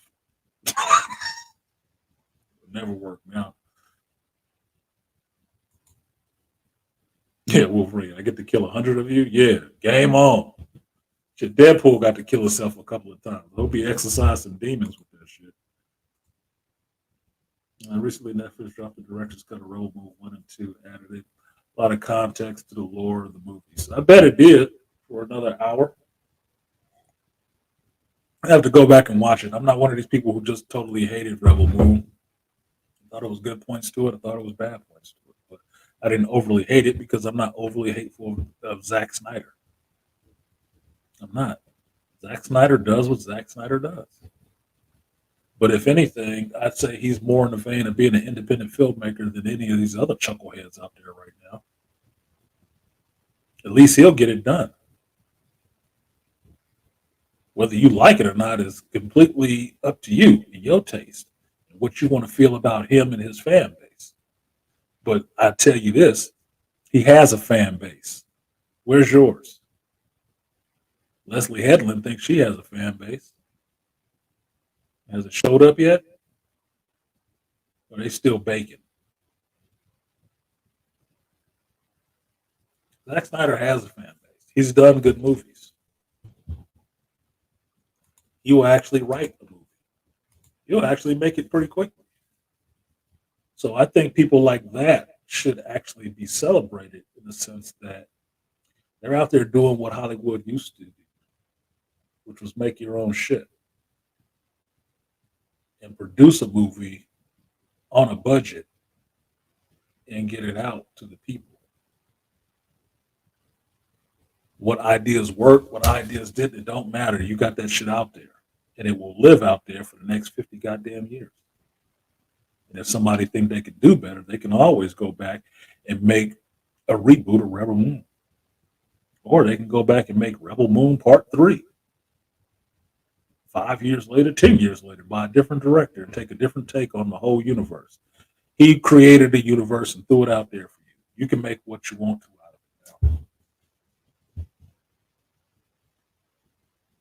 That's what good writers and directors do. So I'm not going to give Zack Snyder shit. I don't give a fuck. I'm not going to hold him responsible for dumbass fan bases. I'm not going to hold him responsible because his movies are dark. He does dark shit. So what? He does epic level destruction too. So what? At least you know that's his fucking style. It's not ripped off from a bunch of other people. People bitching about him can't do shit without copying themselves and 15 other people. No original thought. No original vision. So I'm not hating on Zack Snyder. Zack Snyder came with these ideas with Rebel Moon to Disney and Star Wars, but he didn't like it. No, they didn't. And guess what he did? Took that shit and did it somewhere else. Somebody else paid him to do that shit. He's come out with these two movies and directors quicker than they came out with their next Star Wars movie. And I don't know. Maybe you can match it up to me. What was the budget on Rebel Moon 1 and 2? Was it close to that $200 million that they gave Leslie Head Cheese to do the Acolyte 8 episodes? Which one was better? You tell me. Disney passed, huh? Okay. What they get for that passing? The acolyte?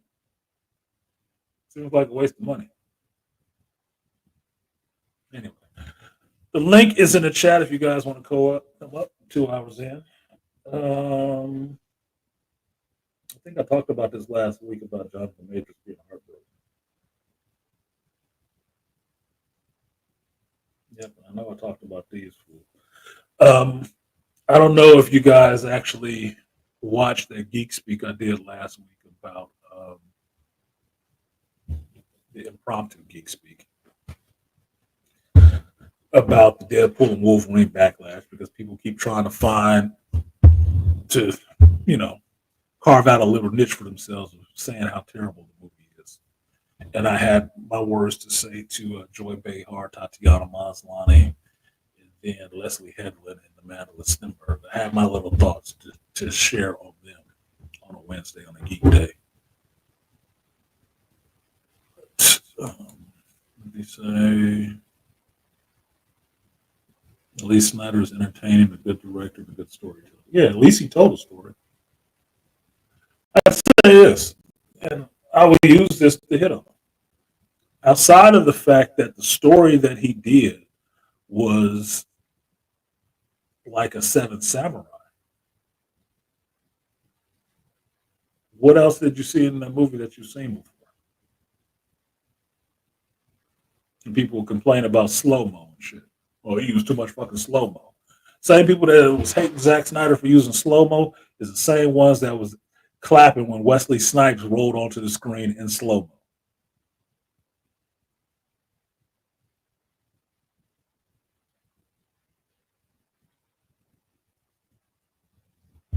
Sometimes you got to understand. Some people complain about shit just to complain about it because they don't like the person who's doing it. They don't want to give them any shine. If you're black, you should understand that shit. No matter what the hell you do, somebody always gonna find something negative with what you did. Some kind of way to shit on you to make it like what you're doing ain't nothing. Okay? Once you understand that about the people, the criticism is null and void. You should be like Deadpool at that point, just making jokes about it and moving on. Because none of it is hitting its mark. So make it a dip.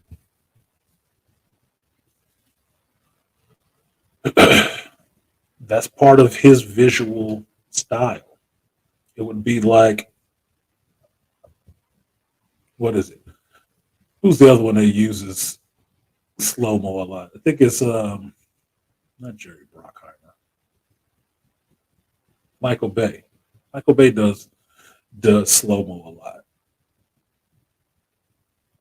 J.J. Abrams does lens flares and shit like that a lot. It's another way to direct and depict action, and if it works for it, it does. Yeah, John Woo. How am I forgetting John Woo? That's one of John Woo's signature fucking styles. Is slow motion, doves flying and shit like that, shit flapping in the wind in slow motion. That's part of his visual style as a director. You know that. That's how you get into understanding what different directors bring to the screen. If you saw Sam Raimi doing a lot of slow mo, you'd be like, "What the fuck is this?" Hey man, I'm looking for gore. Where are the splatter effects?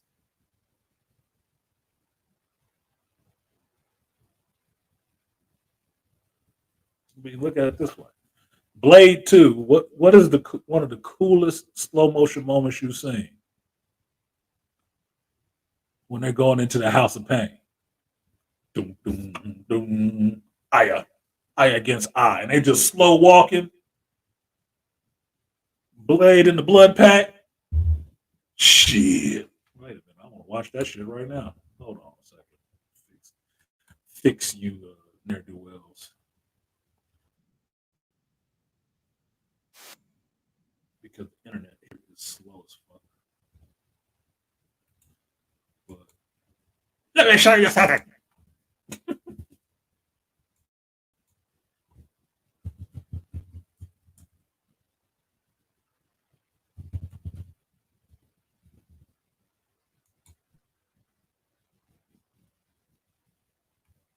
There we go. 40 seconds ago.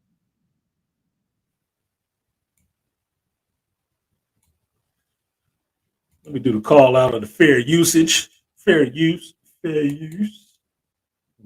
Fair. What do we use? Look. The video calls it the epic walk. And look what I did right here. See this little arrow? See my little arrow turn to a finger and bam! Like the video. I ain't even watched it yet. It's there. I wanted to see it. It's there. I found it. Thank you. Like, donated.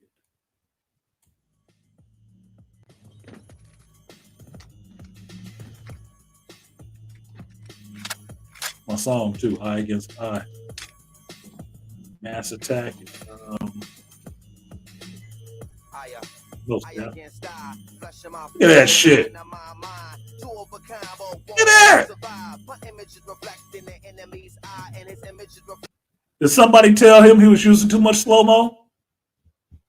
Hell no. Nah. Song choices on point. You know what's about to happen. They about to go in and do this mission, man. This is what we do.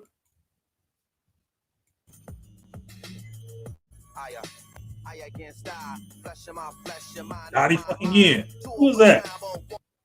Who that right there? Who's that guy next to Lighthammer? Is that Frost? Excuse me, Iceman. Not Frost. Iceman.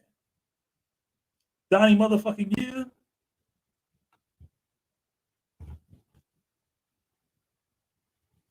Dude, that's the Dark Untouchables right there. That's the Vampire Untouchables. What are you doing? Won't survive. My image is reflecting the enemy's eye, and his image is reflecting mine at the same time. I against stop. Cool Predator scene, so you can see he warm-blooded, everybody else cold. Cold as ice, but he out in front. Flesh in my flesh and mind, my mind. Two of a kind, but one won't survive. That whole scene was slow-mo.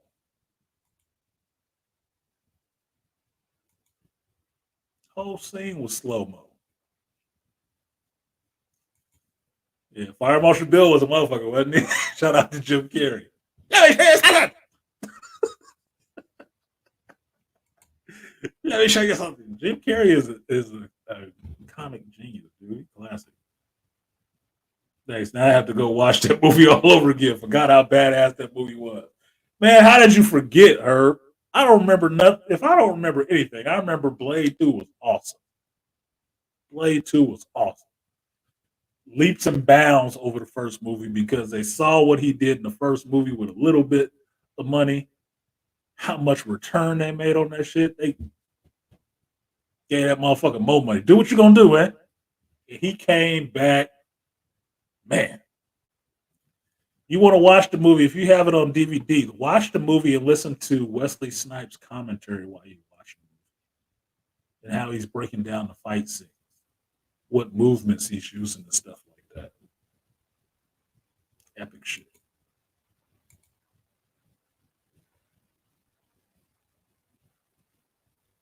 Yeah, but that's Mission Impossible 2. John Woo directed that one. That slow kick, Tom Cruise, the slow kick of the sand, the gun come up in the sand, and he jump and grab it in slow-mo, tuck and roll, pop, pop. John Woo kill it with slow-mo. You can see that in watching Hard Boy.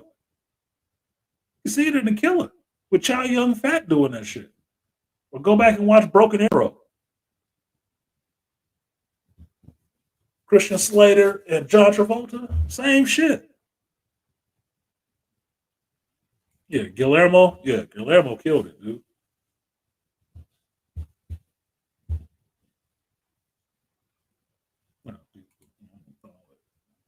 That soundtrack was on hit too. That soundtrack was good.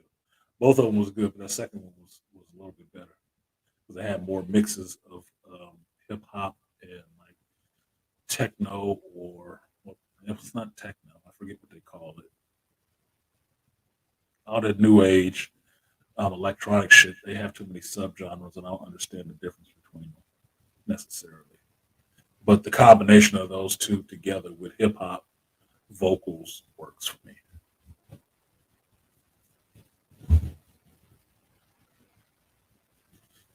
Straight killing y'all when it comes down to the contact, y'all, I'm a workaholic. My style. Yeah, that shit works. So what else we got? Yeah, I didn't make any other notes for this week, did I? I got House of the Dragon, Deadpool, and RDJ. I'll say this. I did hear something else about I did have some other thoughts on this whole thing with Joy Behar and some other people coming out complaining about the Deadpool movie in some ways that it wasn't gay enough, or other people claiming that he was disparaging gay people.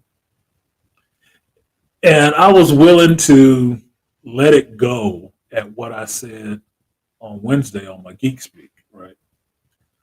But then I heard another report about this, and then I saw that Hugh Jackman and Ryan Reynolds hosted Jimmy Kimmel Live. They hosted the whole show.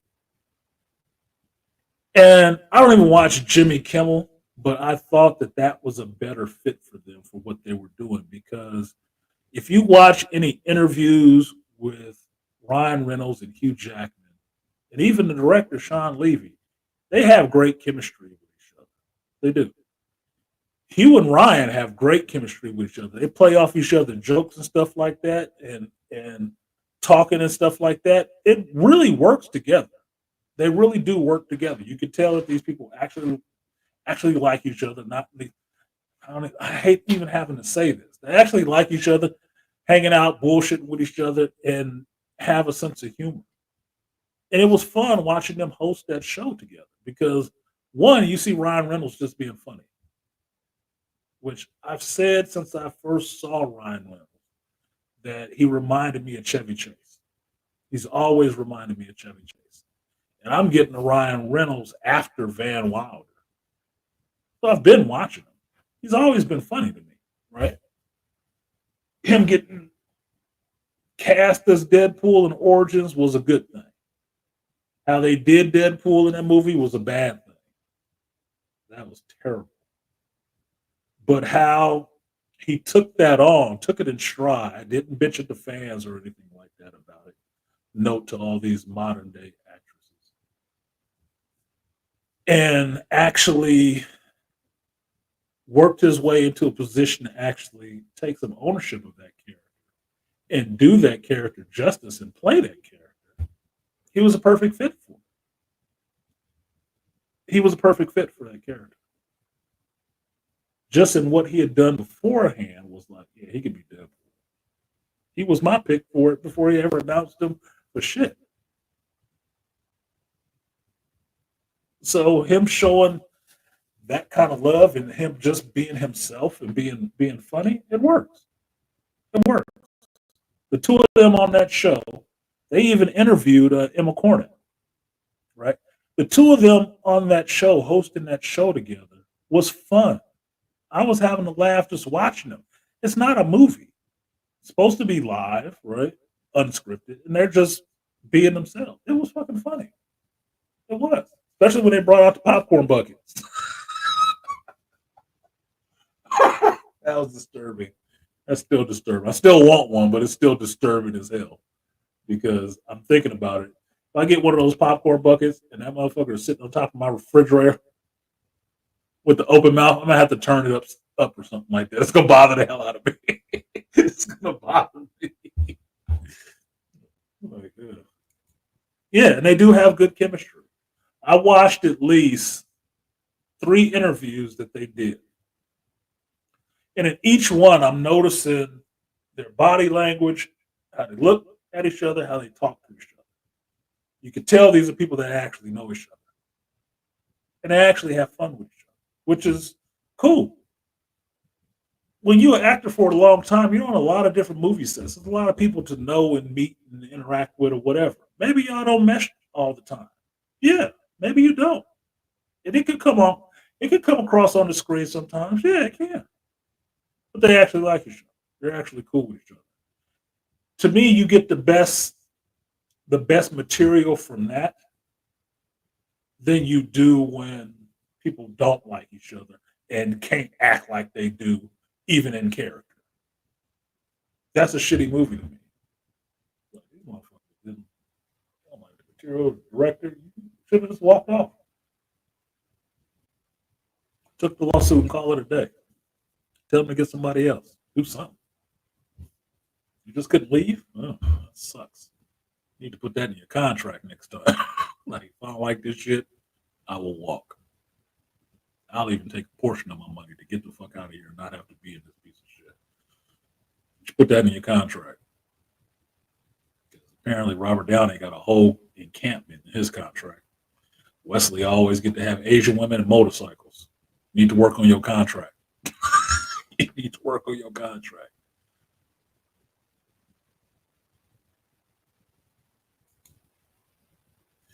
Me and the gang were wondering something. Can you blush? Yeah. So he punched that motherfucker in the face. Slapped him. Showed him, oh, okay. You see that? Here, let me show it to you again. Can you blush, motherfucker? Dark ass. That's Wesley humor, though. That's why I said it was. That's what made that character cool. Is Wesley humor. The character is kind of tailored around Wesley's personality.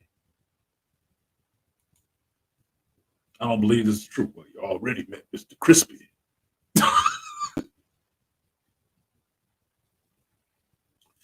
Still too heavy.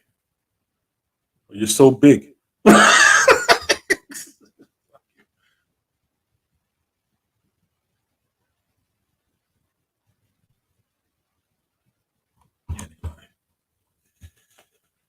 So, so the other thing that I saw is that it didn't work was that with Hugh and Ryan doing the Jimmy Kimmel show, it fit better. They had no time to be sitting on The View doing some stupid ass interview with them.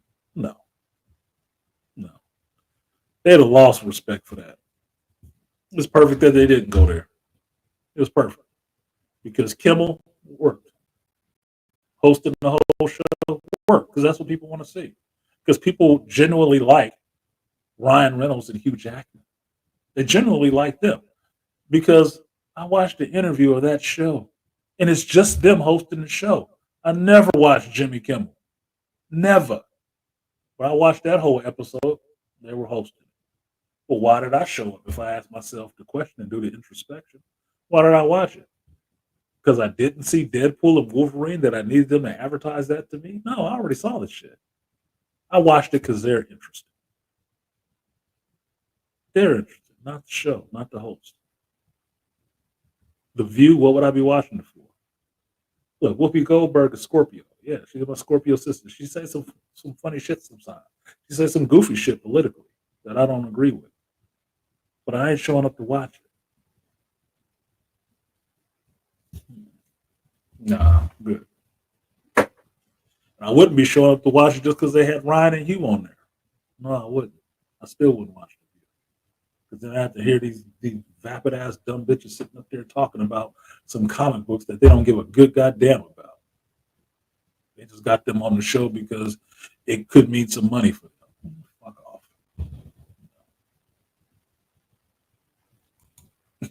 Look, Herb, no. Now you got an explosive device stuck to the back of your head. The detonator be with me. You'll be following orders from me. If you even move. That was the fun Blade. That was when he got to be out a little bit more and not be so stoic. That was the more fun Blade. I'm telling you go back and watch number 2, man. It's a lot of good stuff in number 2. It's a better movie overall. And that's why you'll understand why people hate Trinity. Because Trinity wasn't that. He go, and then he come, and then he go again. And you got an explosive device stuck to the back of your head. All right. What was the other thing that I saw before I get to this?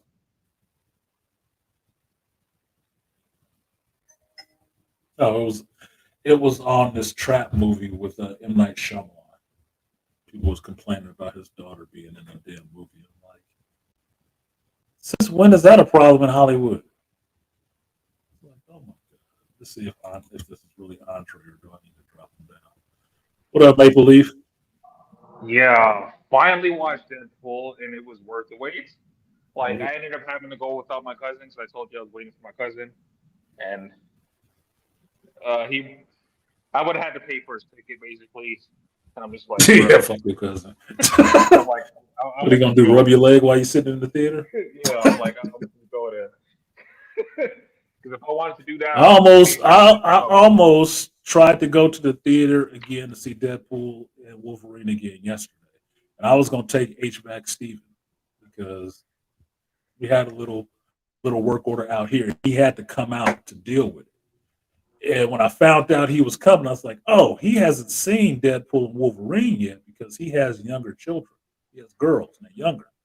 So he ain't went to see the movie yet. And I'm like, man, if he show up here, we get this done. If he got time, I'm gonna go to the movies. I'll take him. I'll treat him to the movie. We can go to the movies and watch this Deadpool and Wolverine. 'Cause I want to see his ass laugh about this shit because he wouldn't get to watching it with his daughters, right?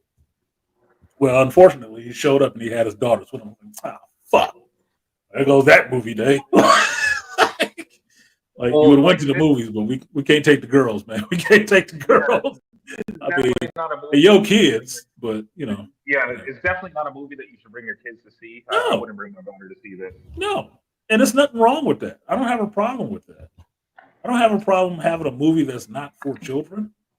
I mean, people say that shit like it's supposed to be a bad thing, like they sitting up and watching porn with 9-year-olds or something. Like, what the Because like fuck? when I Like, went to go no. see when I went to go see Logan, like I did bring my daughter with me, but she was in a fucking stroller at the time, so she didn't know what the hell was going And she don't know what the hell she's saying anyway. on.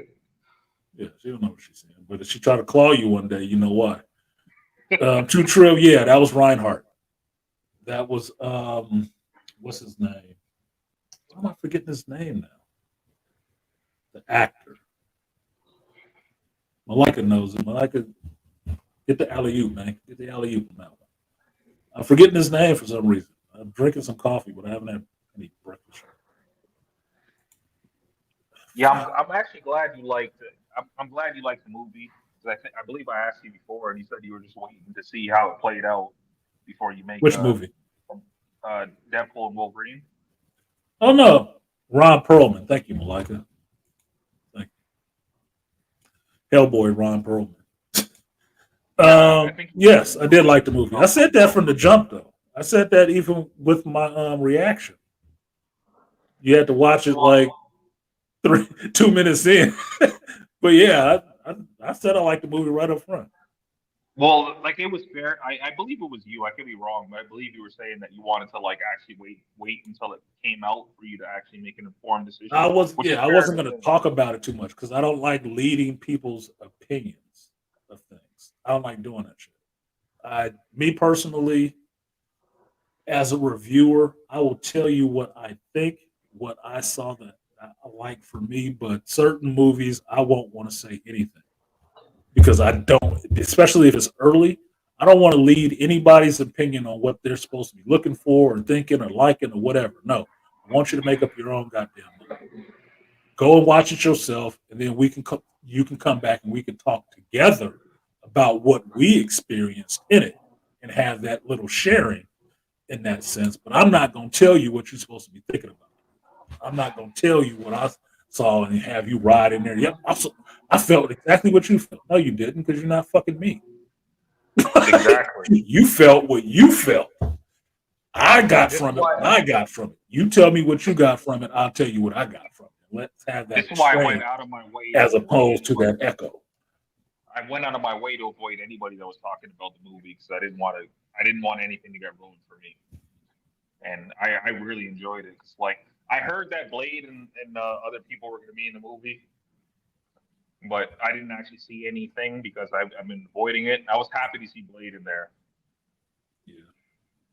My boy Chris, JT was in here earlier. My boy Chris hasn't seen it yet. And Chris texted me and said, have you seen Deadpool and Wolverine yet? I think it was Thursday he texted me. He said no. I was like, oh. He said I'll probably catch it next week because I've been busy with the move and stuff. So yeah, I understand. I got it, but I suggest staying off the internet. Yeah.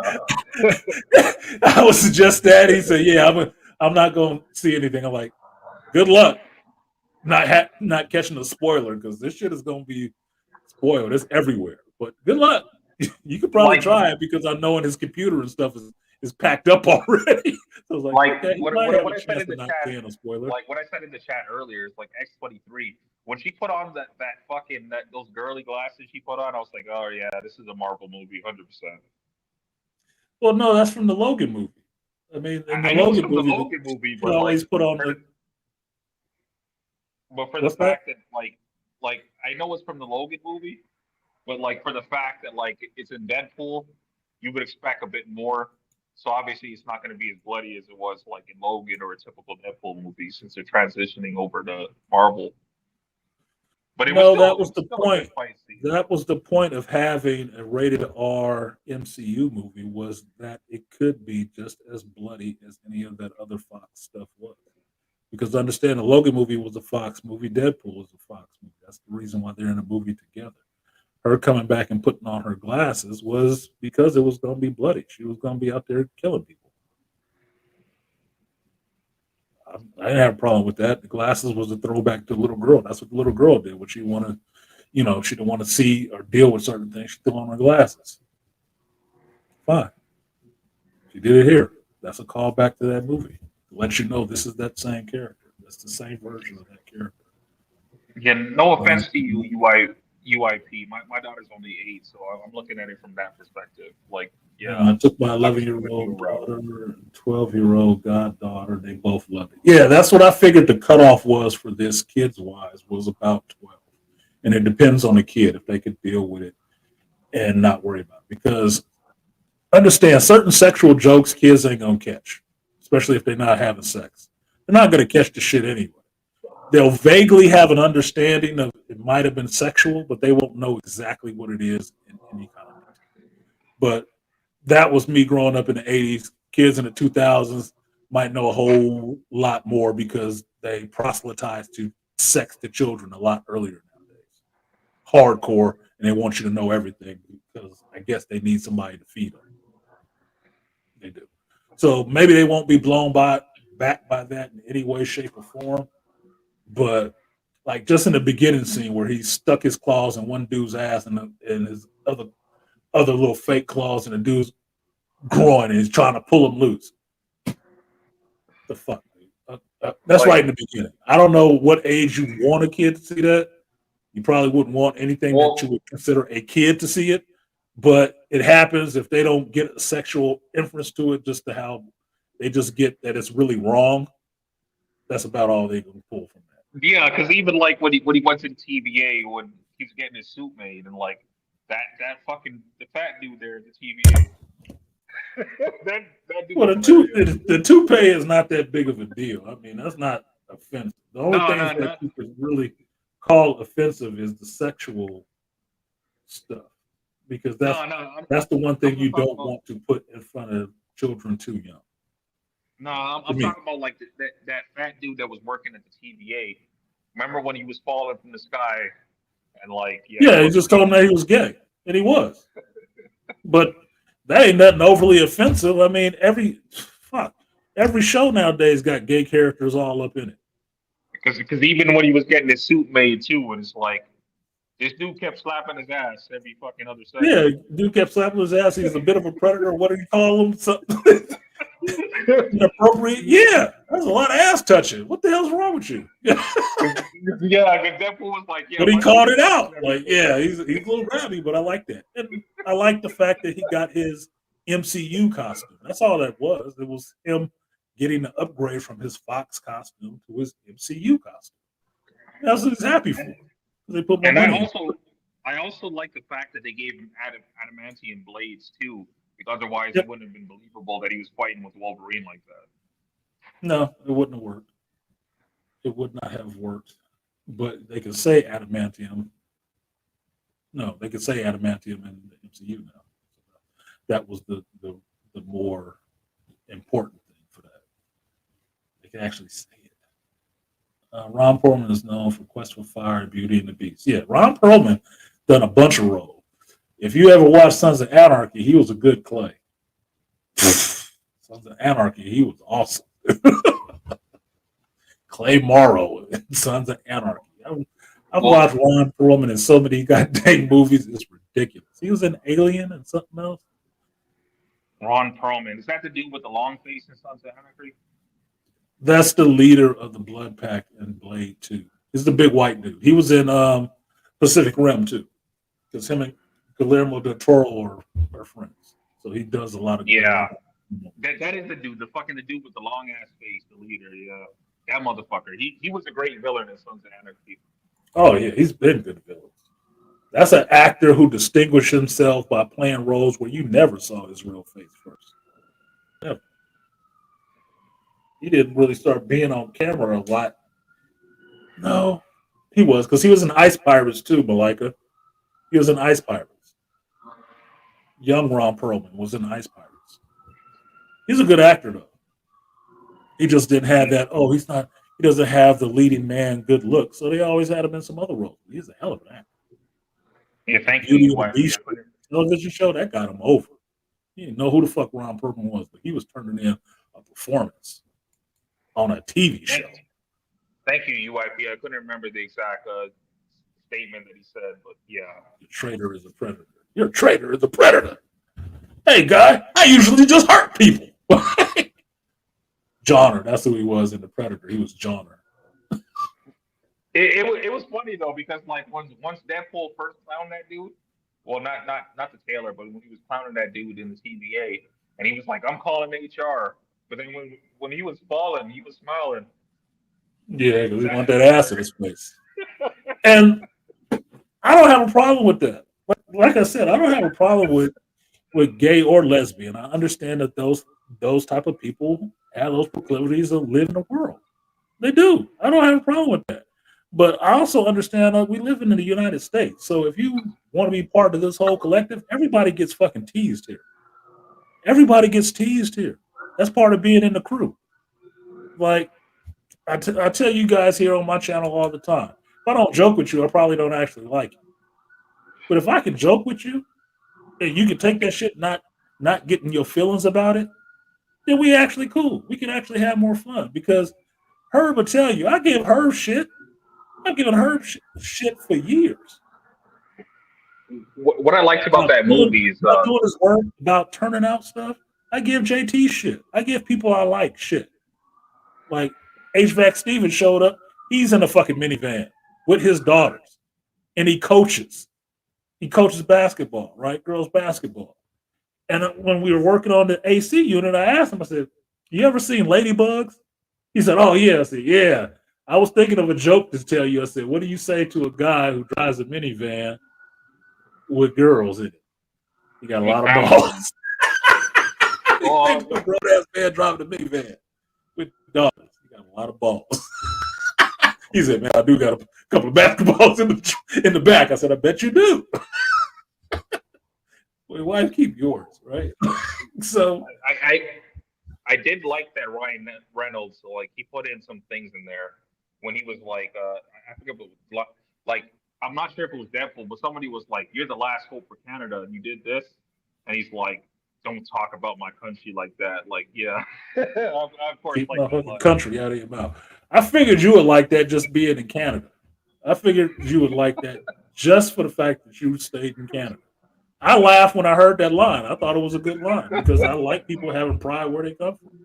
I don't have a problem with that shit at all. I was like, yeah, tell you to shut the fuck up. Well, like the other funny thing was like when he was talking about like, what do you expect me to tell the truth? Like, what do you think I am, fucking Timmy, the blowjob queen of Saskatoon? And like the funny thing is, at the end of the movie, like they put him in the credits. Did they? Yeah, it was in the credits. It said Timmy, the blowjob queen of Saskatoon. That shit was hilarious. Man, like, that's Peter hilarious. was cracking up when we seen that. Well, that's the thing. Like, he always puts stuff in there. Like, I think Deadpool was the first movie I saw that they actually really joked with you the whole time where they're doing the title credit. And that was like from the first movie, they always joke. Like written by the real villains, starring God's favorite idiot or moron, right? God's special moron. That was hilarious. That gets you into the mood of the movie before the movie even started. And it was a fun way to have fun with the shit. Like, so you Like, understand this is just gonna be fun. This is just gonna be fun. You here to like get there was entertained and have a good time. like there was another thing that was hilarious. Is like when when they were doing the 2 versus 100 or whatever it was, like Mhm. that one Deadpool on the bus that put his hands up on his face, like when he was on the bus at the front of the bus. That one, that shit was hilarious because that reminded me of like the Marvel versus Capcom type Deadpool. Studio said your tailor is a predator. Yeah, that was the line. Your tailor is a predator. Like the suit, your tailor is a predator. Like it didn't go unnoticed by Deadpool. He wasn't worried about it, but yeah, your tailor is a predator. But I like the suit. He was so happy about the suit. He was blowing that shit off. He didn't care. What was that? They did overkill on that sexual stuff. Even my Philippine girl was like, Charles hell nail. What? Hell no. Charles hell no. Yeah, they did a lot. But that's the tongue in cheek of it, right? Is joking about sexuality and not being uptight about sexuality. That's the thing that gets me about being in America. We are so uptight about sexuality, it doesn't even make any sense. And the way they try to force it in your face so fucking hard, it's like you're supposed to be shocked. None of this shit is shocking anymore. You understand that, right? So you can stop. Calm the fuck down. Everybody understands folks have sex. Everybody understands that some folks have sex with people of the same sex as them. Okay, it's not that big of a fucking deal now. Can we move on? And also, I can't remember the exact context, but Deadpool in the movie, he was just like, yeah, I understand all this, but I'm a feminist. That shit was hilarious when he said that. I don't remember the exact context, but he's like, I'm a feminist, so I can say this. Right. It was that's why I said a lot of the stuff was topical and on point for today, because this movie would be meta done in the right way to where the meta is actually entertaining in a sense. You understand it's a meta joke, meaning that it is a joke that's happening within the movie that speaks to stuff going on in the real world.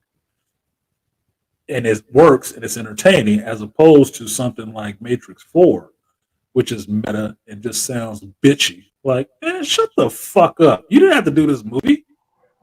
If you didn't want to do it, pass it off to somebody else and sit your ass down. Wait a minute, there was a Matrix 4? Unfortunately. I never heard of it. In Good. In my world, it never. Maybe it made it up to Canada yet. Y'all better for it. Matrix stopped never at 3. existed. Matrix stopped at 3 and Blaze stopped at 2. Sorry. Even though I like the idea of Triple H being a vampire, it just didn't go over well. Just didn't. So what else you got? You up for this House of the Dragon?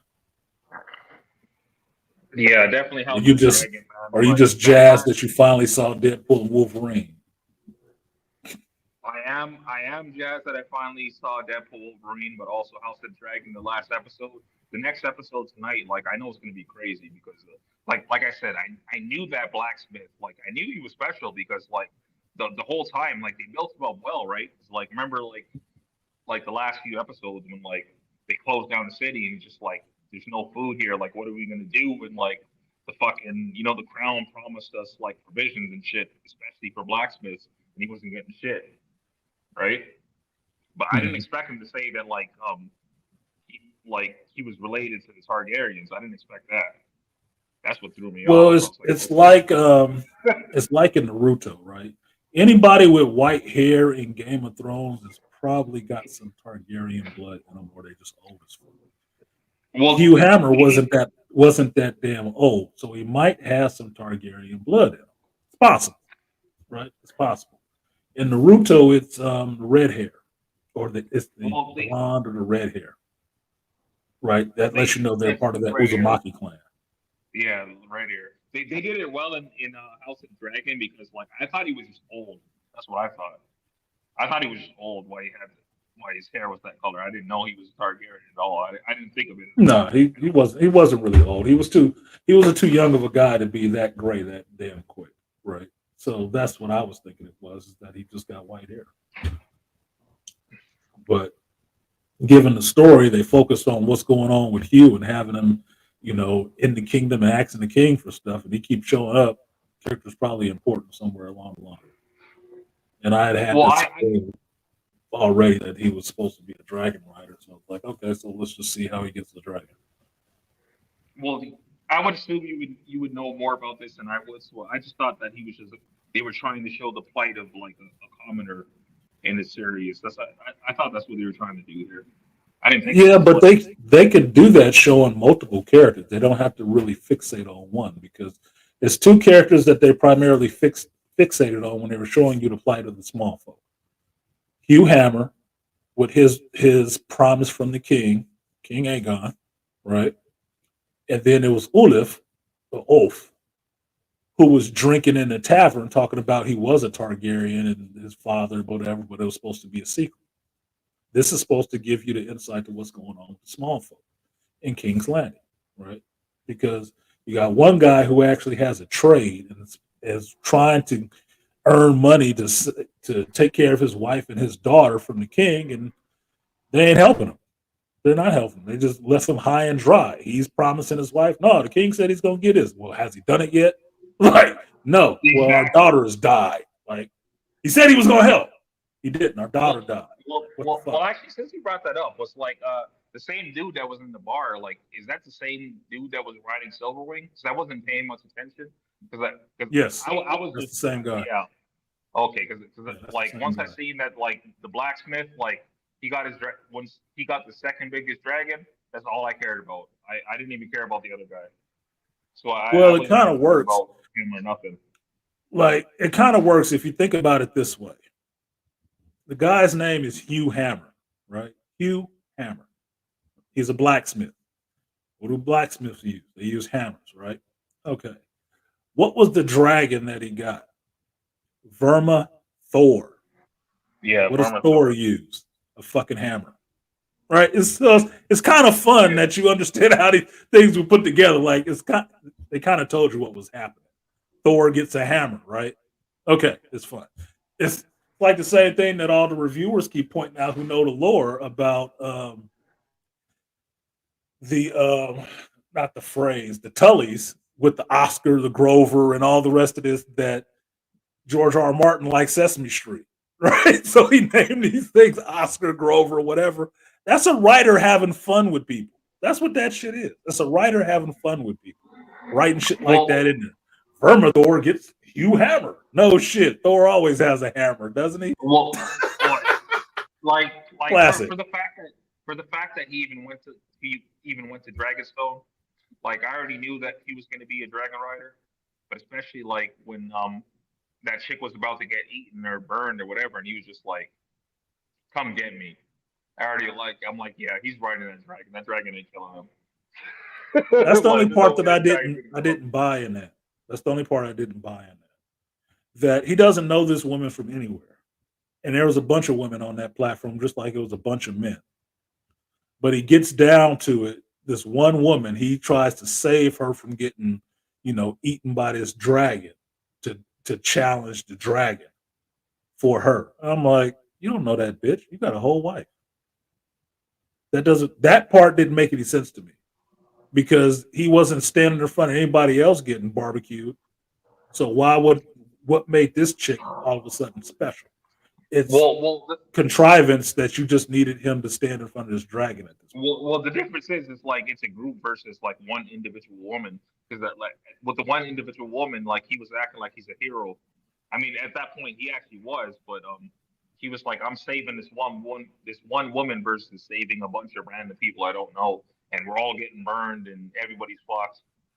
Well, maybe I could save this one woman.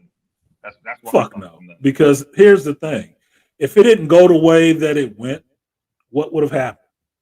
He would have got eaten right then, and then Vermithor would have turned right around and ate that bitch second. Nobody was escaping. To be honest, like I was kind of hoping the woman got eaten or burned because Should have got the eaten. thing is, Everybody else got eaten. yeah, and like the thing was they were hiding behind the rock, and he was just like, "Be quiet, let's just creep around the dragon." And then she was making noise while they were creeping, and it's just like, "Fuck, man, you're gonna get us both killed right now." Like, what the fuck? Yeah, shut the fuck up. She should have got eaten because she was being stupid. He ran right out there in front of the dragon. Oh, now you gonna get scared? Deer in the headlights get hit. Okay? Deer in headlights get hit. What's your problem? Everybody, look, I gotta see all these dudes getting burned and eaten. I can see these chicks getting eaten too. Equal rights. Equally get eaten by the fucking dragon. No, nobody gets saved. Sorry, man. You want equality? Equality is you going down the gully just like that last dude did. No saving. Nobody's coming to save you. What did Charles do? What's up, Charles? CC in the building. CDC is in the building. We are cleared now. Says, yeah, my girl called me talking about House of the Dragons. I said, woman, I know about the Dragon Cast system when I was in the 9th grade. But tap into your inner geek love. Yeah. I'm glad you're trying to catch up. We already here, baby girl. Yeah. Look, me and the professor, I was happy to get the professor to watching that shit. She just don't sit down long enough to watch the TV show. She can't sit down long enough to watch that shit. It makes it irritating. But I did get into the fact that she started going through the House of the Dragon stuff first season on her own to, catch up to the story, to understand what was happening in the story. She don't know none of that geek shit. That's fine. Ooh. Glad to see. Like I say this all the time. I say this all the time, but like what Charles said is like unfortunately SBE women all the time when like we're talking about like when we're talking about like say like anime, I'll be like what have you watched? I'll be like, I watched Naruto, Dragon Ball Z, and Bleach. I'm like, okay, so that means that you watch all the mainstream stuff.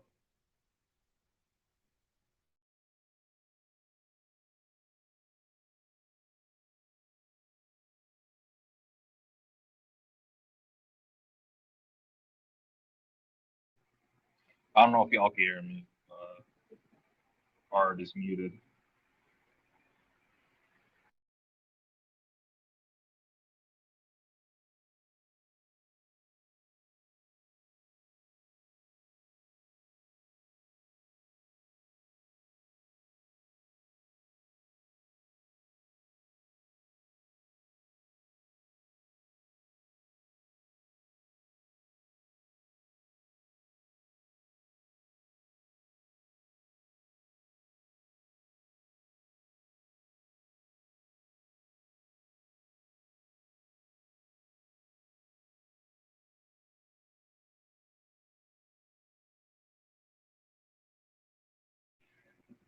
Oh, can you hear me, UIP?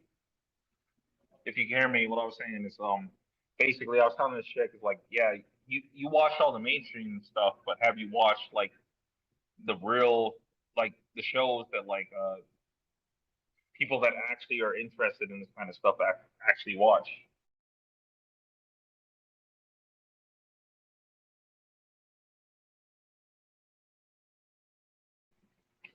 That's what I was bringing up in reference to what brother Charles was talking about.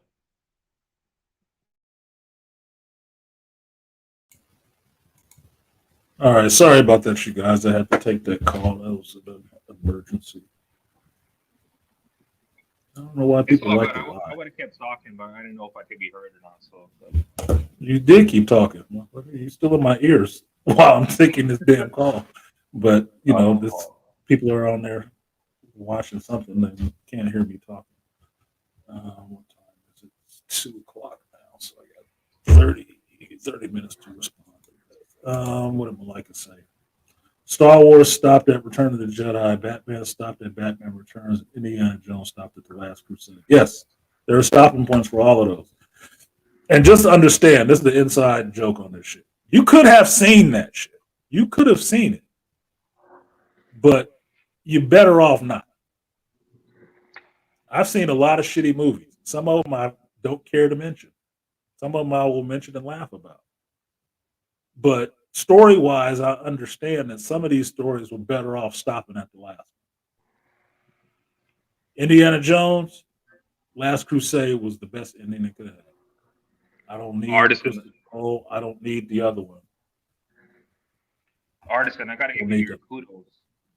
I gotta give you your kudos because You got to like I stop said, talking over me when I'm talking. That's what you got to do. my apologies. That shit is irritating to me. Sorry, We call it sorry, stop. I got a lot going on. But go ahead with your what's the kudos for since I just fucking got at you now. Ah! 1 second.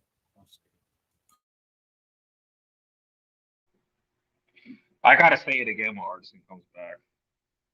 But that show, Dark, like that show was amazing.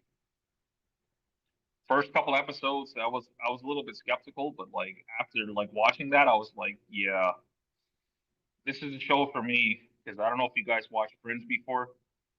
It was giving me those kind of vibes where it's like it was talking about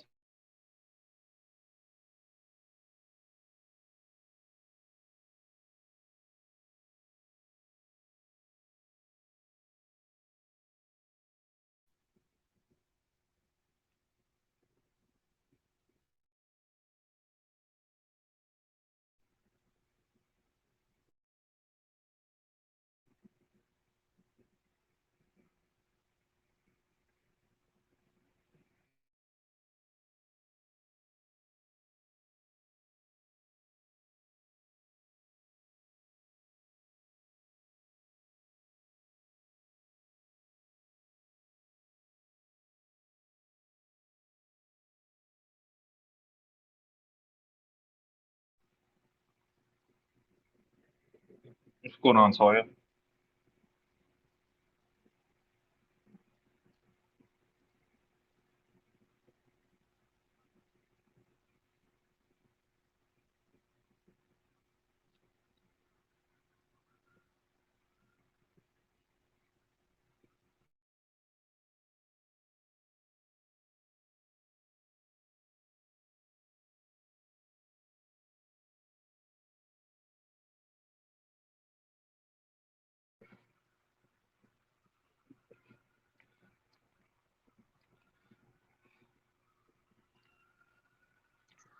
I'm not as experienced as Artisan is, so I don't know how to explain the show without giving out too many spoilers. But I would recommend you guys watch Dark.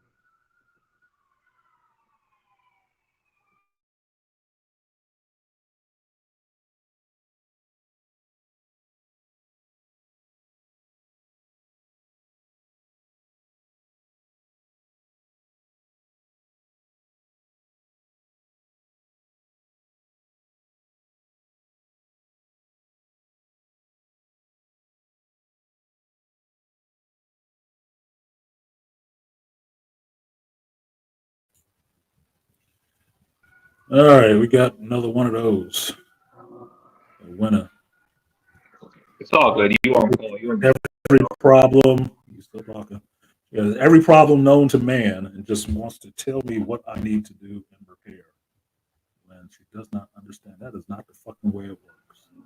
I come out and make my determination on what needs to happen. Yeah, Artisan. I was giving you kudos for Dark because like I finally got to watching Dark, and the first couple episodes, like I said, was like a little bit slow for me. But once I got into it, I was just like, fuck, like this is a really good show. Like I said, it was giving me like Fringe vibes. Like if you watched Fringe before, I'm Mhm. not sure if you watched it before, but Fringe, I watch Fringe. it's like a yeah, like if you watch Fringe, then like yeah, it was giving me vibes like that where it's like it was talking about like different timelines and different universes and stuff, but it wasn't doing it in a corny way. Like it actually made sense the way they were talking about it. But like Dark, like has me more confused than Fringe because like there's so many different fucking timelines and different worlds, and it's not explaining it to you clearly. Where it's like every episode you're just like, what the fuck is going on? You don't really know what's going on. But like while you're watching it, like obviously it's being read out to you, but like there's no way that you would know because even like when you gave your initial like synopsis, I guess, of it, like like it kind of said a lot for me, and I was like, oh fuck, like I heard a little bit too much. But even when you said that, I'm just like, that didn't mean a whole lot when you actually watch the show. Dude.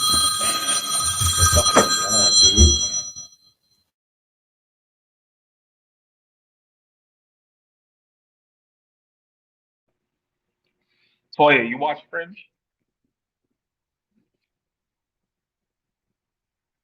That was a really that was a really good show. It was talking about different timelines, different worlds, etc.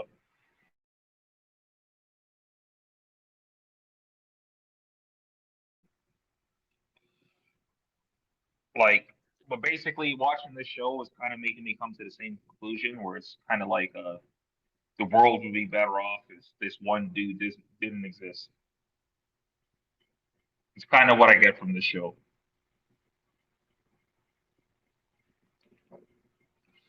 Yeah, like my older cousin put me onto this shit. You know, he put me onto it, and I wasn't really interested at first, but once I started watching it, I'm just like, this is a very fucking interesting show.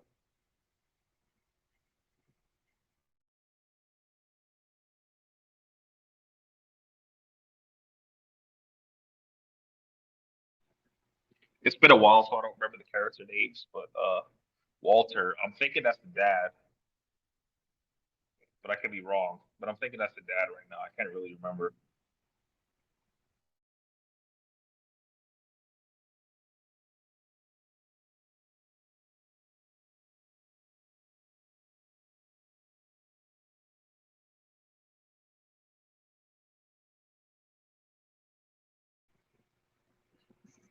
Yeah, exactly. And it's just like when you like at first you think he's crazy and stuff, and then you find out why he erased his memory, and it's like, yeah, it kind of makes sense why you'd want to erase his memory. Yeah, that's when he like when everything was getting covered in amber is when they went back to the other world when they went to when they went to the other world is where he came from is why everything was covered in amber because the whole world is fucked up because his dad fucked up the whole timeline. He fucked up the whole multiverse basically because he was trying to save his son, which is understandable for a father, right?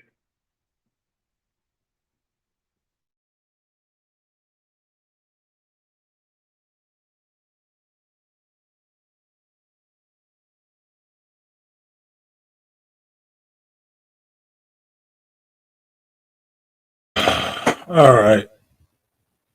Apologies. Apparently, everybody decided to put in a work order at 2 o'clock. So I'm going to have to get out of here to go look at mold because somebody's so deathly afraid.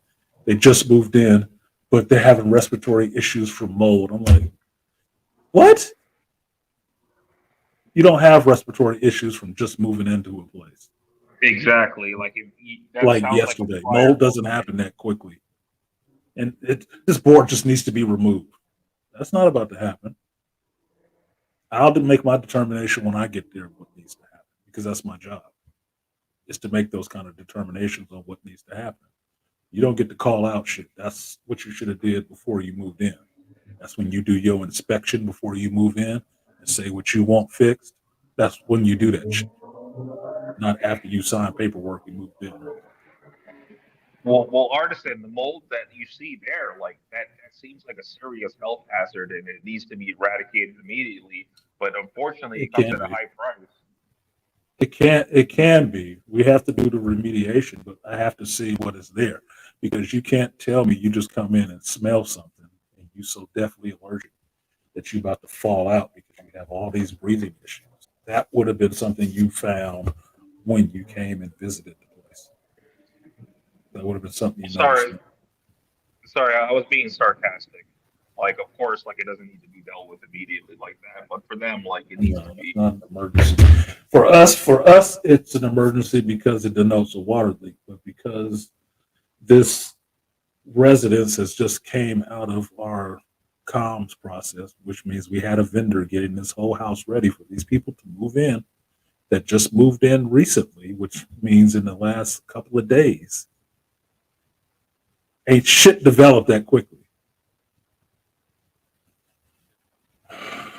This is Sunday, so these are when all the dummy calls come in. Like, I don't know why my sink is overfilling when water is coming out of my dishwasher air gap. It's because you got too much fucking food on your dishes.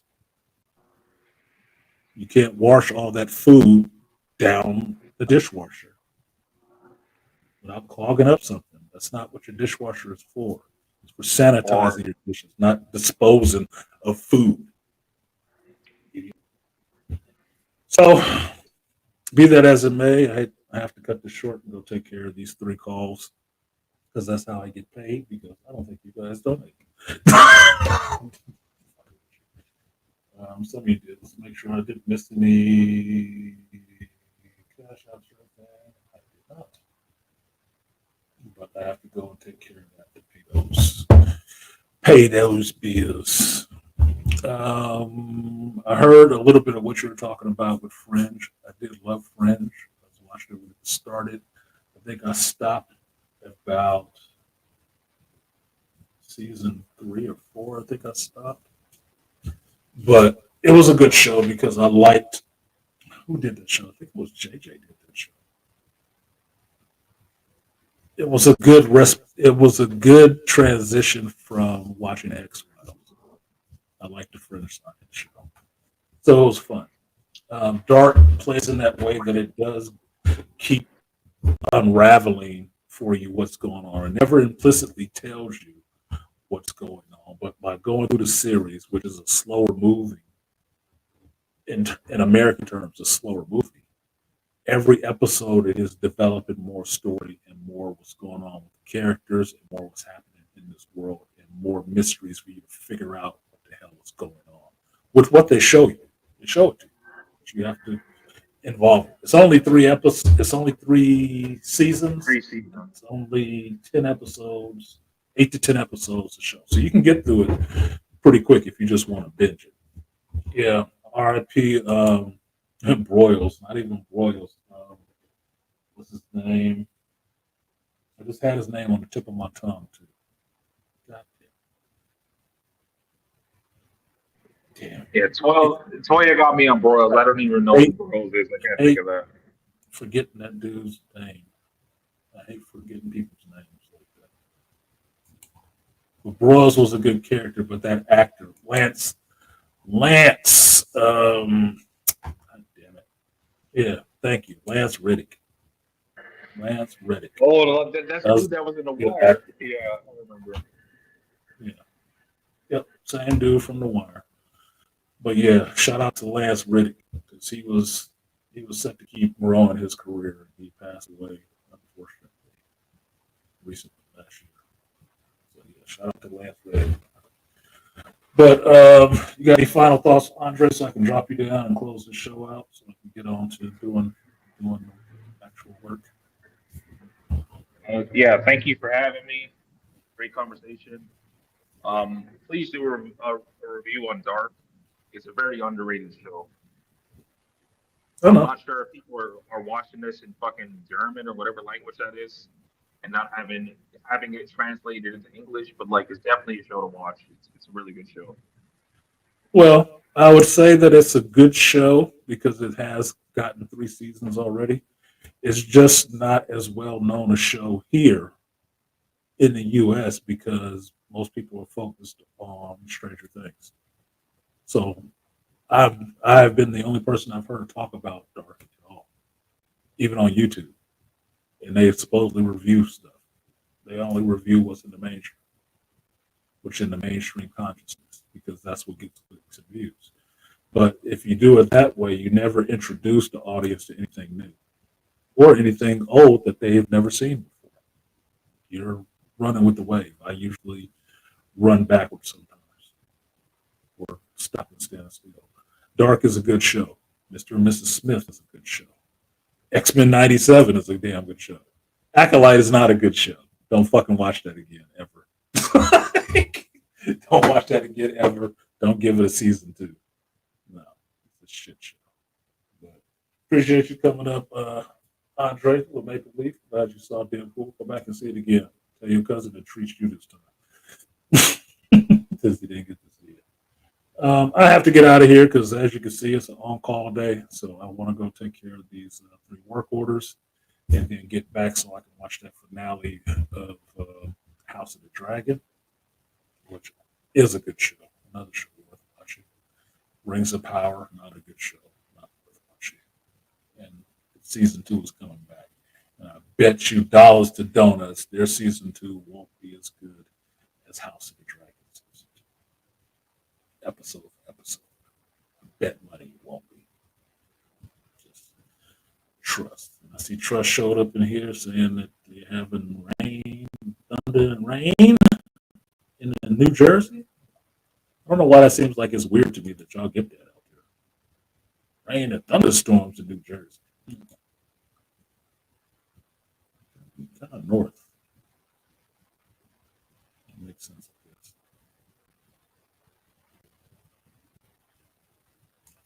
Catch you next time, Dre. Yeah, it's not shit. I just got some stuff to take care of. Alice in Borderlands is coming out. And then Trust said, is anybody watching The Ballerina? I have not watched The Ballerina yet, but that is the John Wick universe show, spinoff show. I haven't watched it yet, but I'm interested to watch it because that whole Russian group that John Wick came from, that's where the Ballerina comes from.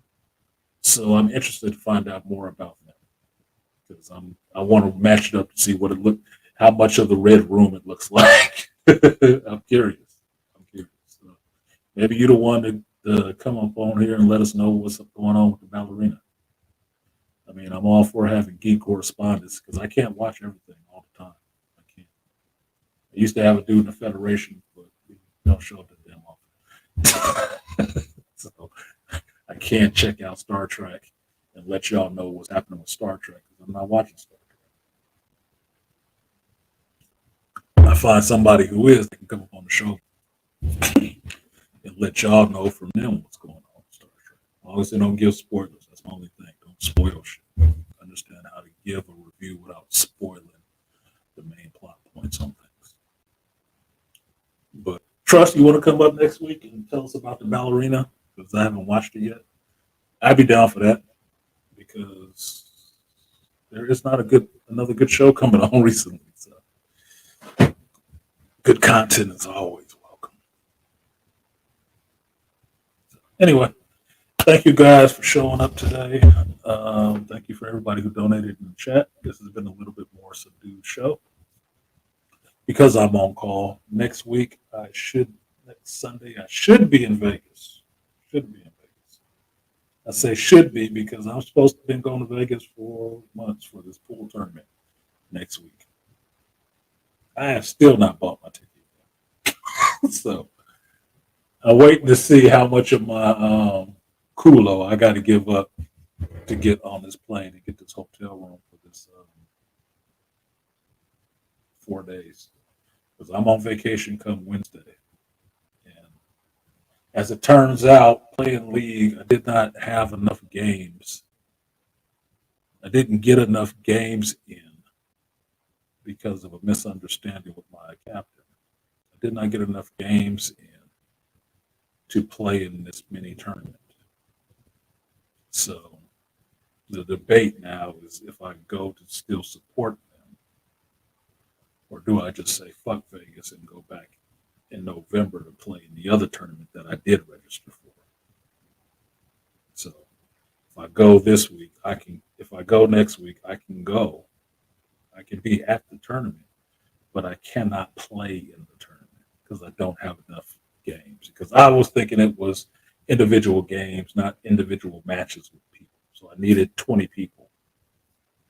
I have not gotten 20 people. I've gotten, I think, 12 or 7 or some shit like that. But within those games, I have over 20 games played between that many people. But that's not what the cutoff was. It was individual people, not matches with people. So that got me disappointed last week and changed how I felt about going. I could still go because Black Bane is going to be in Vegas next week too. I think the professor will be in Vegas next week. The tournament will still be going on. I can still go and play on the practice tables against people and support my team captains, but I won't get to play in the tournament. That's what the fuck I was going for. I wasn't really going just to be playing on practice tables because I don't gamble. So it's not like I'm going to be sitting there pulling a hustler, pulling a fast Eddie and trying to get money off of beating people on practice tables. That's not what I was going for. I wanted to play in that goddamn tournament. And so that was a little bit disappointing to find out the week before that I can't play in the tournament. That was pissing me off. Go on and make your money, man. Yeah, I'm going. I'm going to Jack. I'm going. But that's the situation with Vegas. So fire up a stream next week. It'll be a mystery to see where I am unless I'm dropping something on Instagram on my chat showing you in Vegas. But that's it. Thank you guys for coming. Excuse me. This has been the Hero's Journey. I do this every Sunday, 11 a.m. until it ends. Rain or shine, at home or not, I will do this stream. Something I get to sit here and have this conversation about geek culture and everything in between. So, like, share, subscribe, support sure you feel so inclined. Banner across the bottom of the screen is you, not for me. $ artisanmc on Cash App or artisanmc on PayPal. They are never closed, over 24/7. So you watch something on a replay, you enjoy what I do, support the channel. Always good. And check out some of the other videos on there because I always forget to put the end title links up there. Idiot. But with that, I got to get out of here and go do my Superman thing, help people in need. So I will see you next time. Peace.